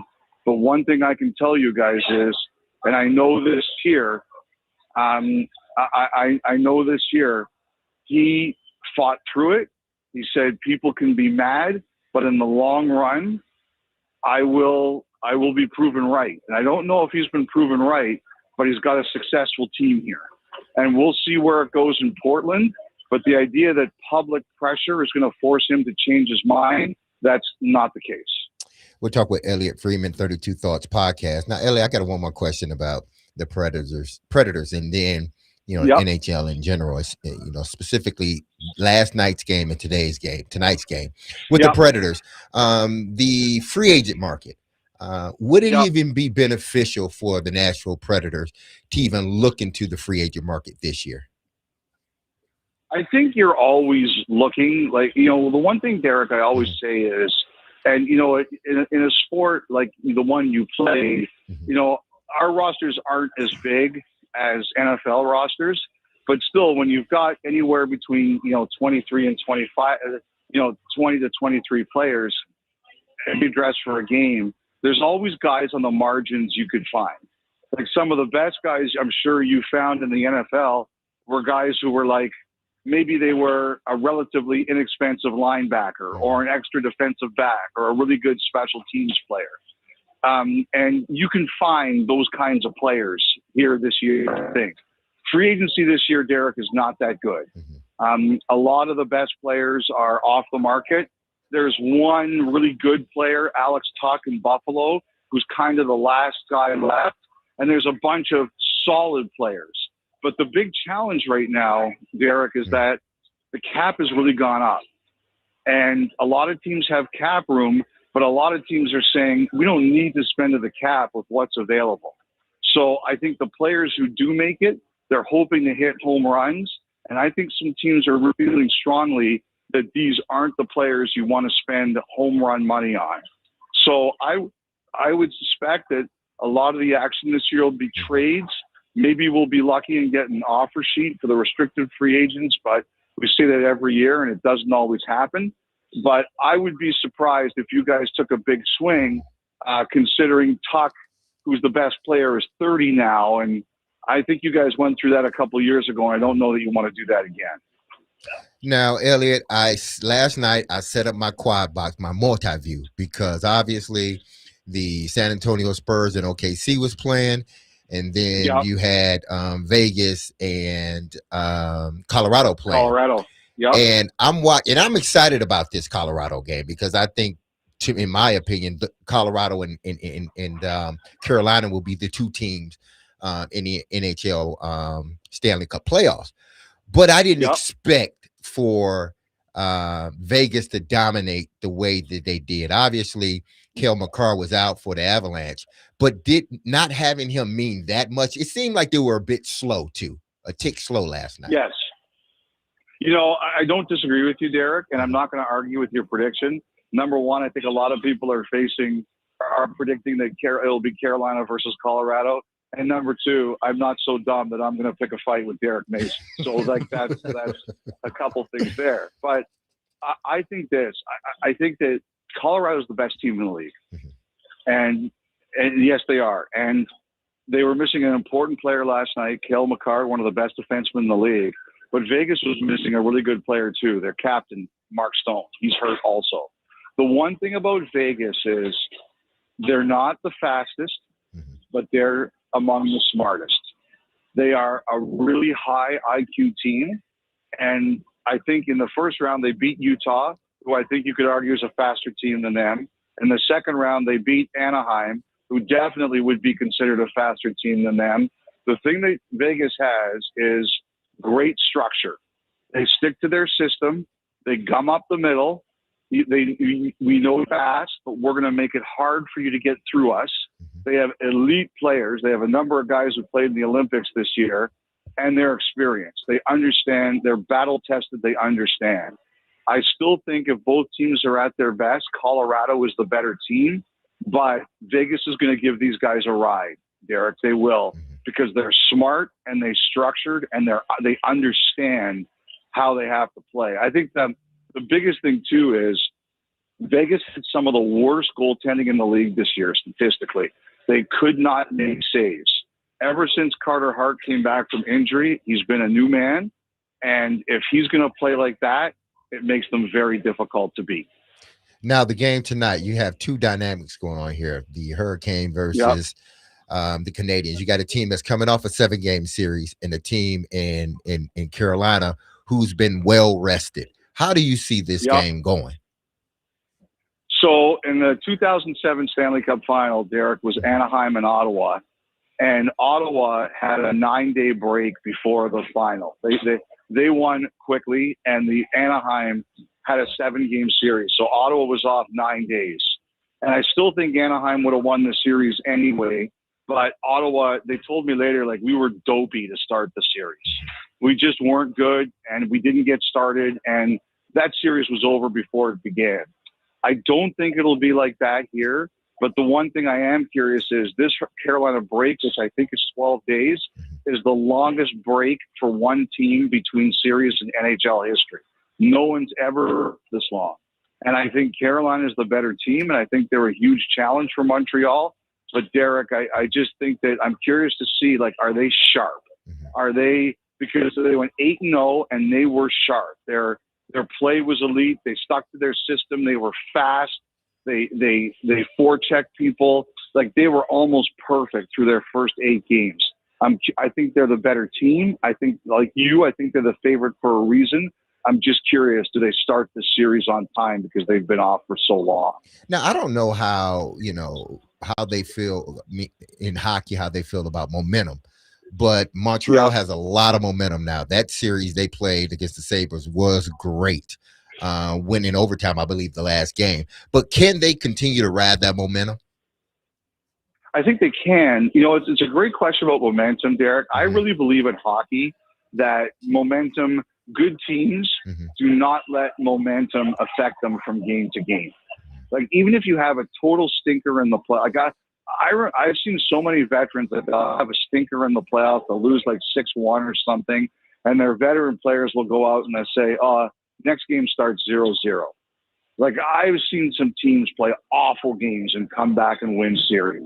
I think the best teams say, one game, throw it in the garbage, and we'll be back next time. So, the thing about Montreal, though, is that, they both play they both play man-to-man defense in their zone. Not a lot of teams do, but they both do. And Derrick, I thought at the end of the last series, Buffalo was starting to break Montreal down a bit. So I think if Montreal has trouble with that, it's going to be big trouble for them against Carolina, because Carolina, like, the one thing about Carolina is everybody's big and strong. It's a couple smaller guys, but everybody's big and strong and everybody's fast. They play a system where you have to be able to skate. and they're great skaters, and they come at you in waves. They break down Montreal, the Canadians are going to be in trouble. But I think we've learned Montreal's won 2 7-game series. They've won Game 7 on the road twice. In games that have been outplayed, that's hard to do. Like, you underestimate them at your own peril. Now, how much better are they as a team? Because the last time they were in the Stanley Cup was 2021. And I'm sure there are still a lot of guys that were on that team. They're on this Montreal Canadian team. How much better are they as a ball club? And what would it mean if they can get back to the Stanley Cup? Well, I mean, first of all, like, Derrick, I'm not supposed to admit this, but as somebody who works for Hockey Night in Canada, we wouldn't be complaining about it. I'll tell you that. I think it would be huge. I mean, the Montreal Canadiens are the Yankees of hockey. They've won the most championships by a considerable margin. And they have to me, like, I'm not just saying this because I'm on in Nashville. You guys have one of the best atmospheres in the league. When we come down there for a big game, we love to be there. But the best big game atmosphere in the NHL is Montreal. Nobody beats it. It's the best. And it's weird because they can't win there. They have a better record on the road than they do at home. But, like, it's one of the things we're actually going to be showing in our pregame tonight, Derrick, about how, like, as you mentioned in the Stanley Cup final 5 years ago, 4 years ago, they were the last place team in the league, and how quickly they've come back. And a lot of it has been their own draft picks who've made a huge amount of difference. If people in Nashville are going to watch this game tonight, the guy you're going to watch from Montreal, he's going to get a lot of attention, is defenseman number 48, Lane Hudson. He's like little Yossi, for lack of a better term. Yossi's a bigger guy, and I don't know if Hudson looks as good in a designer suit as Yossi does, but he's a smaller guy, and you watch him with the puck, and you watch him skate, and you watch him get in, how creative he is, and how he can carry it, and how he gets out of trouble. You look at that guy, and you say that was Yossi light. And I think that's a guy tonight who's going to be targeted, not in that bad way, but they know that Montreal's offense runs through that guy, and their power play, which has been excellent, runs through that guy. So I think, like, they got him in the second round. I think he was the 60-something. I can't remember which pick number he was, but he was a second-round pick. Like, that's when you get a player like that in the second round, Derrick, you change your organization, and that guy helped change this organization with that second-round pick. SportsNet's Elliotte Friedman is with us. Last one for you here, Elliotte. The story in the NHL surrounding Vegas this week has been, the fine to John Tortorella, $100,000 for not opening up the locker room after a game. And then the big one, the NHL strips away a second-round pick and upholds the ruling. Why did the NHL uphold that ruling, do you think? It was more than just the one night where they didn't open up the room and he didn't talk. They also they refused some rights holder requests for interviews, and somebody on the Vegas team, I don't know who, refused to wear one of those microphones that they use for the all access shows. And that's a very, very big no-no. Like, the commissioner sent out a memo a year or two ago where he basically warned teams that that it was unacceptable now to refuse to wear microphones. And he actually wrote in the memo that the future of our league is dependent on things like this. So when I heard that happen, and there were the other couple of things that happened as well, I thought they were going to get hammered, and they did. So maybe somewhere down the road, if they don't turn down things, then, we're going to see if anything happens. But they hammered them because they were consistently saying no to things that they shouldn't be saying no to. And I'll tell you this, some teams will look at it and say, we'll write the check. But the second round pick, that got everybody's attention. Everybody.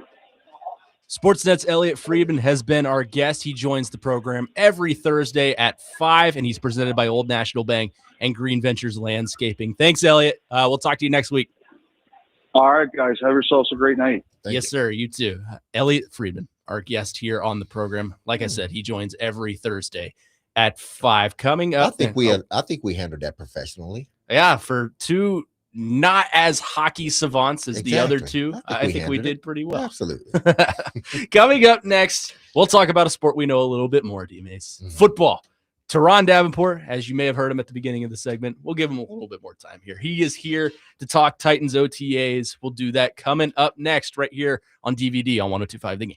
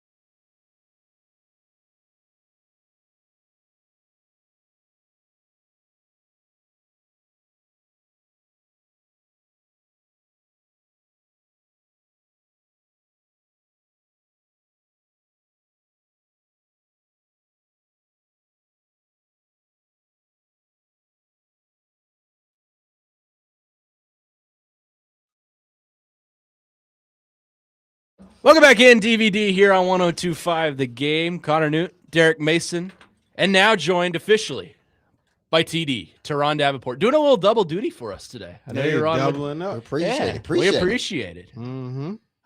You'll appreciate this as well. I was in charge of the playlist today. I wanted some funky and fresh stuff. We've had a lot of Michael Jackson on there. We've had some Prince. We had Baby Mike when he was like 8. Singing a little Who's Loving You. Funny story. Right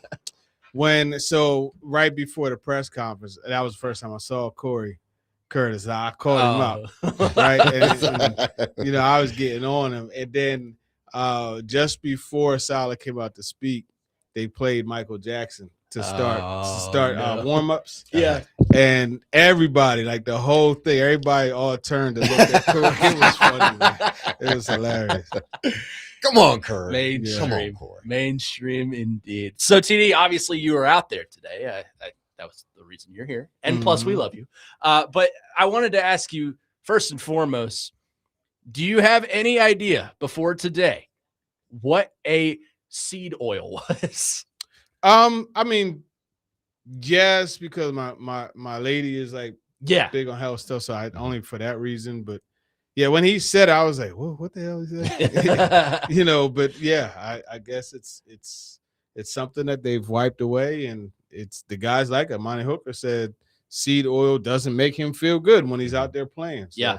Yeah, we did some research on it today on like what foods contain seed oils. It's like peanut butter and protein bars and things like that. So fried food. Yeah. Well, he shouldn't have been eating fried food before he went out to the field. Yeah. I ain't gonna hold you. That's what I asked Cam when he talked about his diet. I said, "Well, you cut out fried food. Would you cut out snacks? What, And I said snacks, and I was like, damn. I probably should have said answer, man. But, hey, man, I was just keeping it real. Jeff Simmons, when he cut his diet, one of the first things he cut was Doritos. Okay. Yeah. And as D Mason. Yeah, I can't cut that. Some things you just can't give away, and Doritos is one of them. Yeah, exactly.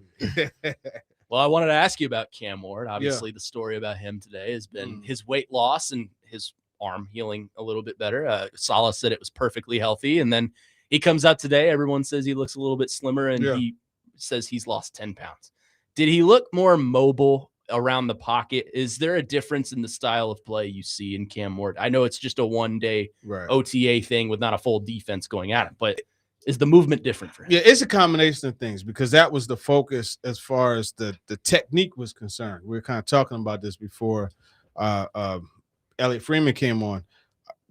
The footwork was something that they worked on as far as being able to get in his drops quicker. And that's one of the things he mentioned. He said that he has a higher speed in his drops and also climbing the pocket when necessary. And that's where I think you see a change.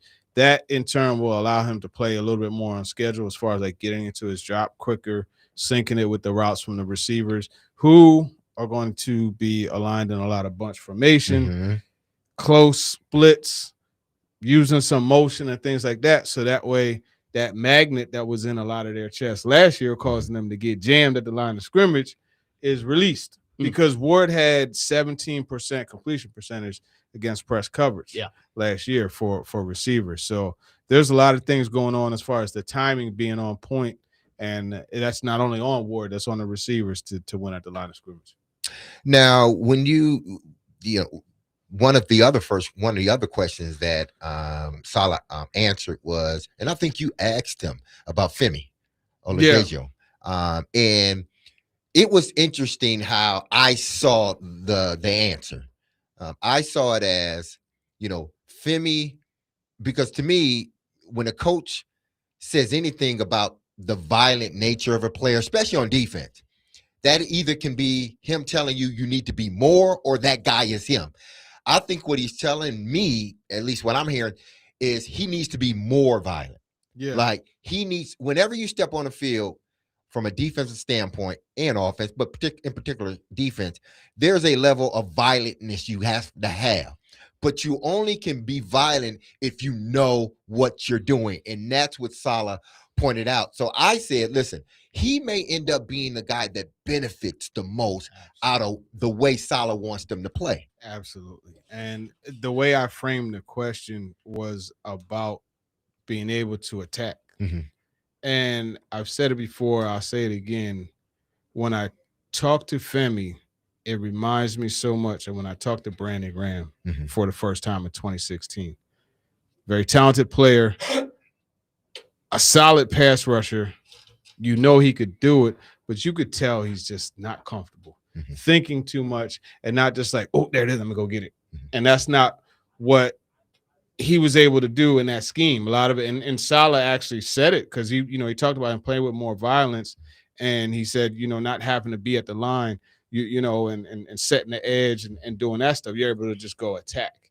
And that's something that Jeffrey Simmons, if you get a chance, look up the interview he had with Lige Duzabal, and they talked about that upfield attacking, how that works for him too. And Jeff was like, he actually got in trouble a couple times in practice because he was kind of, at the line of scrimmage, did two gapping because that's what he's used to doing. And he said Saleh and Aaron White kind of were like, no, we don't do that. That rhymes with it. We get upfield. And I think that's what is going to help Femi. Now, do you expect that to sort of filter to everyone else? Because, listen, the only way this defense is going to take an improvement, and I thought last year they played well until injuries started to mount up against that team, especially in the secondary, and they started to, go to their second and third guys. And after that, you're not going to get as much production. But the thing that I see about this defense is that they have to know what they're doing, in order to play, like I said, with Femi, in order to play the way Saleh wants them to play. Do you think they have the guys in the secondary that can be that? Because, again, these guys are new.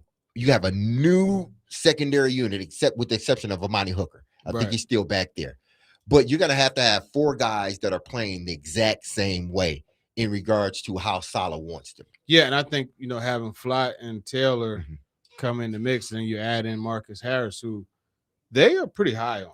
Do they fit the mold of being aggressive? Because there are some corners that are really good, but then there are some corners that are aggressive and good. I think about the Baltimore Ravens when they had a few years ago the kid that played Humphreys and the other kid that played for Kansas City for a while. Oh, you're talking about before. He said, we ain't done yet. Marcus Peters. Yeah, Marcus Peters. I love That's Marcus the type Peters, of guy that you think about Saleh's defense. You think about a defensive back playing like him. Are those guys capable of playing that way? I can't say Flott is because I'm not familiar enough with him.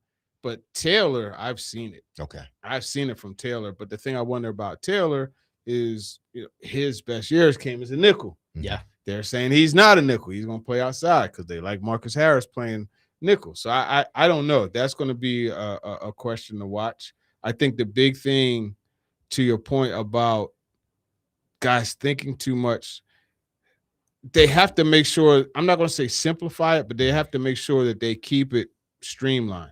And it happened actually today in practice. I don't know exactly who it was on, whether it was Winston or Marcus Harris, but there was a confusion in coverage, and Carnell Tate was wide open, and Ward just launched one, and Tate just tracked it down, got it, boom, touchdown, easy score. But that's something I've seen Winston have trouble with before. Look at the Seattle game. So I say all that to say you got him when Saleh had said before about him not playing nickel, because when he was talking to Nick Ebenwari, nickel type, I'm like, you got a guy right there, Kevin Winston Jr., but he didn't want him to play nickel. And then even with Anthony Hill, I asked him about who Anthony Hill had a pick 6, by the way. I read that. Yeah, he went up and grabbed that thing, intended for Restrepo, and he took it to the house. But I asked him about him and just how will you allow him to play fast with him have to process everything. Because I remember Cedric Gray, his rookie year, and I love Cedric Gray coming out of North Carolina. Yeah. I loved him. I read your report today, and one of your bullet points was just Cedric Gray. Cedric Gray. Yeah, because he went up and broke up a back shoulder throw intended to one of the tight ends. But he was very, he couldn't play to his fullest because everything was just. So Saleh said that he wants to avoid having that situation, and he remembered a time in year 2 against Arizona where he apologized to Fred Warner for putting too much on him because Fred Warner had a really bad game because it was just too much going on. 615-737-1025 is the phone number if you want to get involved in the conversation. TD, you want to wrap things up with us coming up next? Yeah, we're good. All right. We'll have more with TD coming up next on the other side, right here on DVD on 102.5 The Game.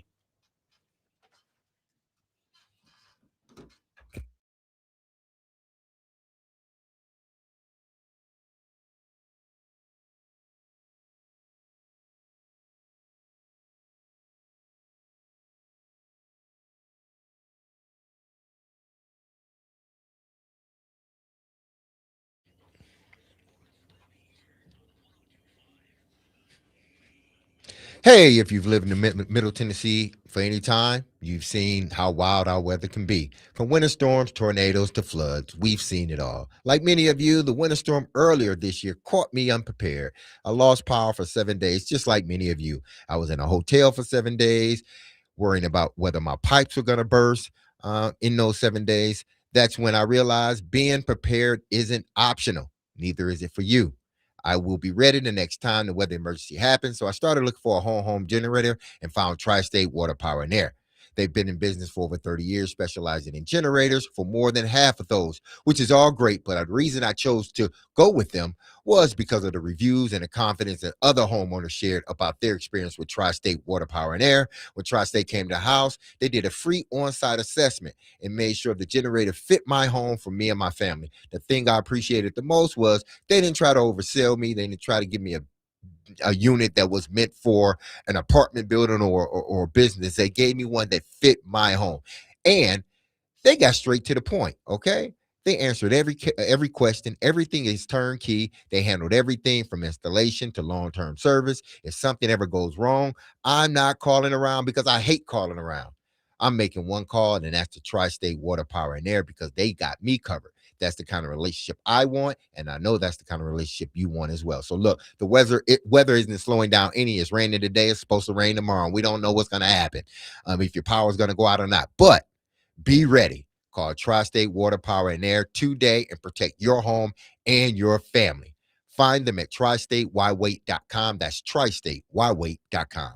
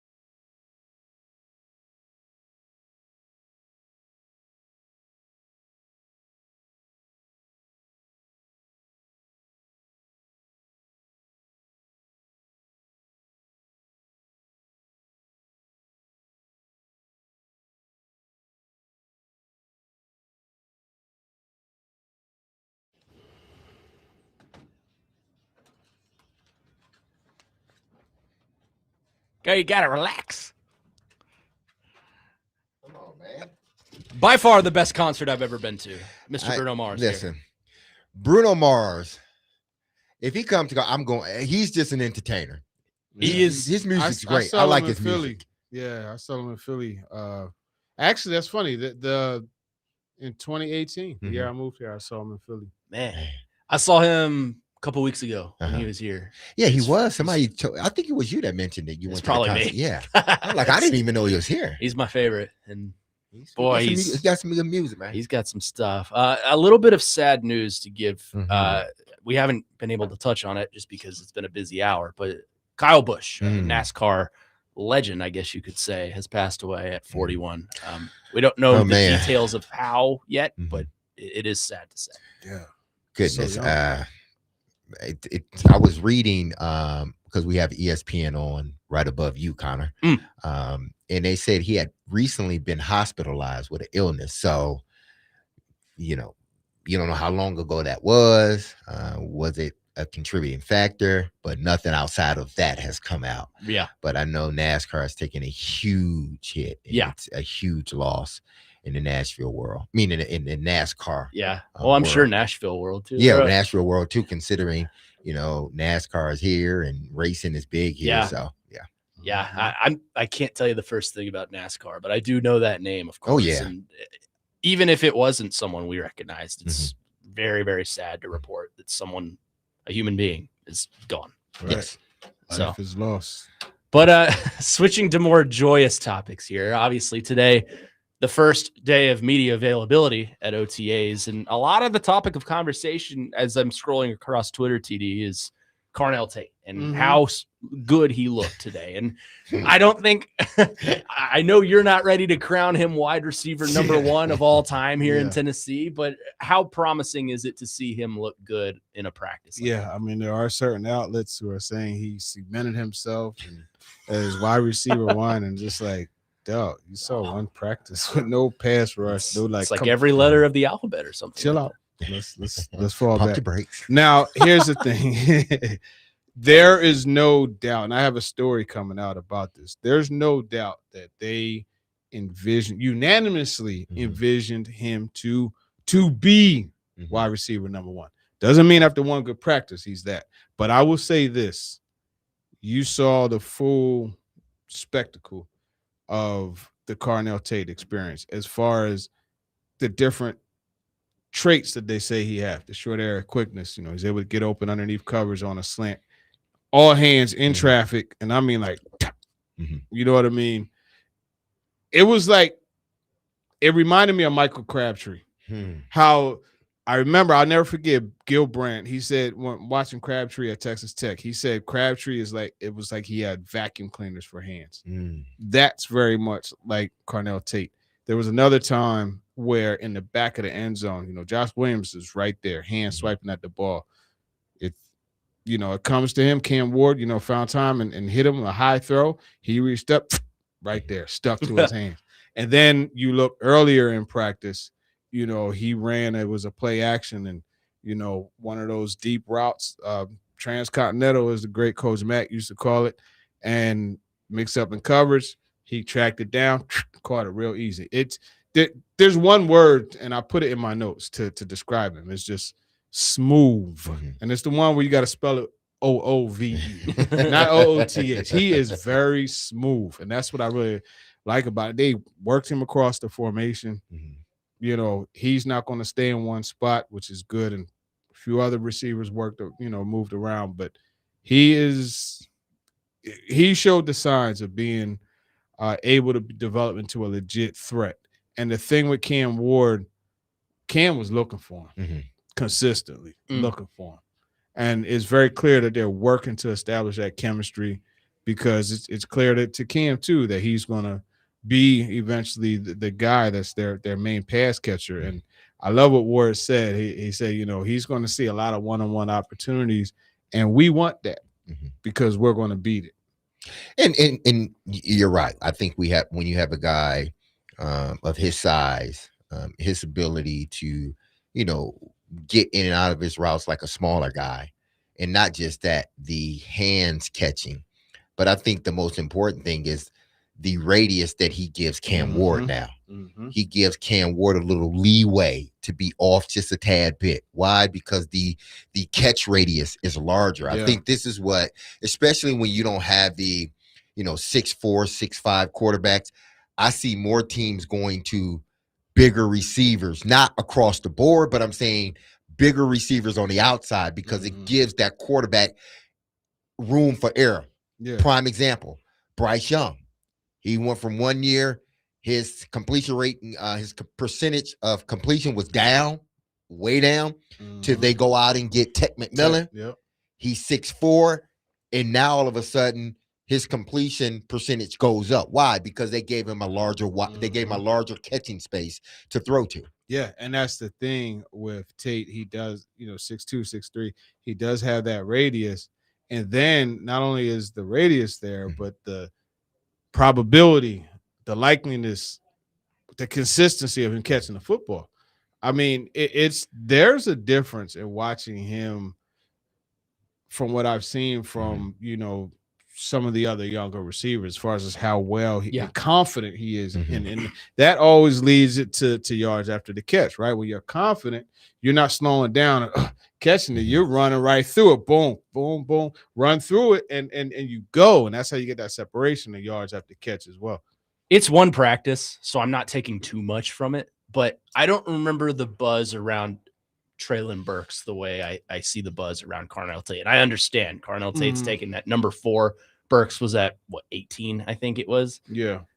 But at the same time, they're first round receivers and they were immediately plunged into being a wide receiver 1. So I guess I'm kind of comparing to completely different receivers who are in similar situations, but I can't recall a time where Treylon Burks got, oh my God, he's the savior vibes. Yeah, well, anybody giving you, oh my God, he's the savior vibes, you might as well go ahead and unfollow them, right? And leave them alone, because Tate is not the savior right now, and I don't think he's going to be, even, up to the first few weeks of the season. But I will say, he's a much more polished player or prospect than Treylon Burks was. Yeah, I mean, you figure out Burks, like, he ran a post go route and the little now route, smoke route, and catch it and go.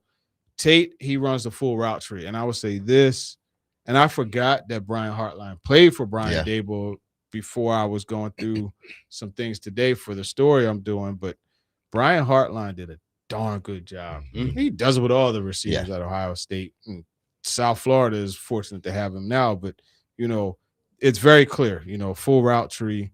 The understanding, as Chris Sanders would say, lying with your eyes, the ability to get in and out of breaks, to catch the ball, always in position to make a play on the ball. Like, those are all the things that he has. Whereas, and I think the biggest thing is the body control. Yeah, because there wasn't a practice where I didn't see Treylon Burks on the ground 2 or 3 times. I didn't see Tate fall once. Yeah, today. You know what I mean?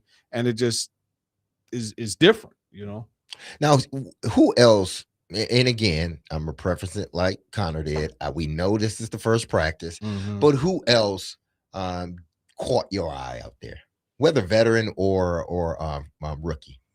Mike Robinson made a couple good plays, a couple breaks. Eric Hatlett, who is Eric Hatlett II, he had a pick. Will Levis. And I was going to ask you about Will Levis because they did, we heard the interception, he threw an interception. But how did Will Levis look? There was a confidence, and it's pretty clear, like, he knew where he wanted to go with the ball. The pick that he threw was one of those things where you could tell he thought that Hallett was going to slip because he was slipping, but he was able to keep his feet, and he jumped in front of it and caught it. But I mean, I would say just the arm strength, the preciseness. Like, he hit Bryce Oliver on a deep out breaking route. Beautiful shot right over his shoulder. Levis didn't throw. All his throws weren't lightning bolts like they were before. He was throwing very catchable football. So I would say Levis. Yeah. Now, how do you think this is going to go? Just for the quarterback rotation. Obviously, this is not about Cam Ward. Cam Ward is, we know that he's the guy. But how do you think this is going to go during camp with Trubisky. yeah. Mitch Trubisky. How's it going to go with Mitch Trubisky and then Will Levis? We know they brought Trubisky in to be the second guy. At least that's what we assume. Mm-hmm. But what if Will Levis starts to impress? How do you think they handle that situation? I think they want Levis to have an awesome camp in preseason. Mm-hmm. Okay. I really do. And I think they're going to push. Now, is that the purpose of trading potentially? Let me go ahead and wash this car.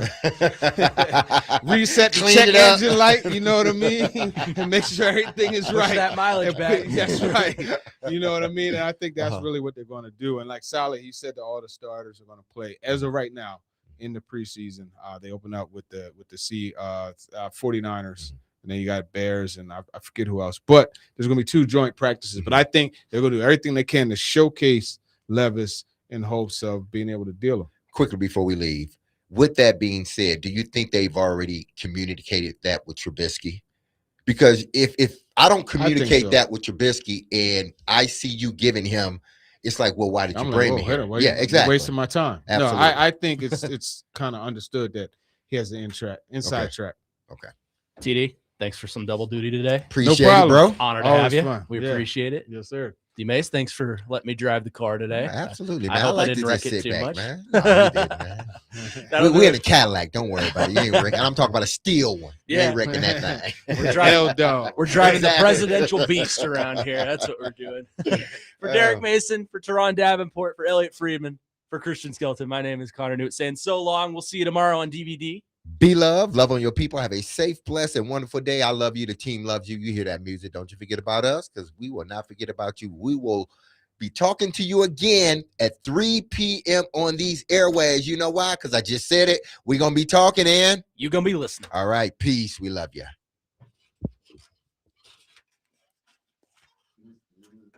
Thanks a lot, TD, man. Yep.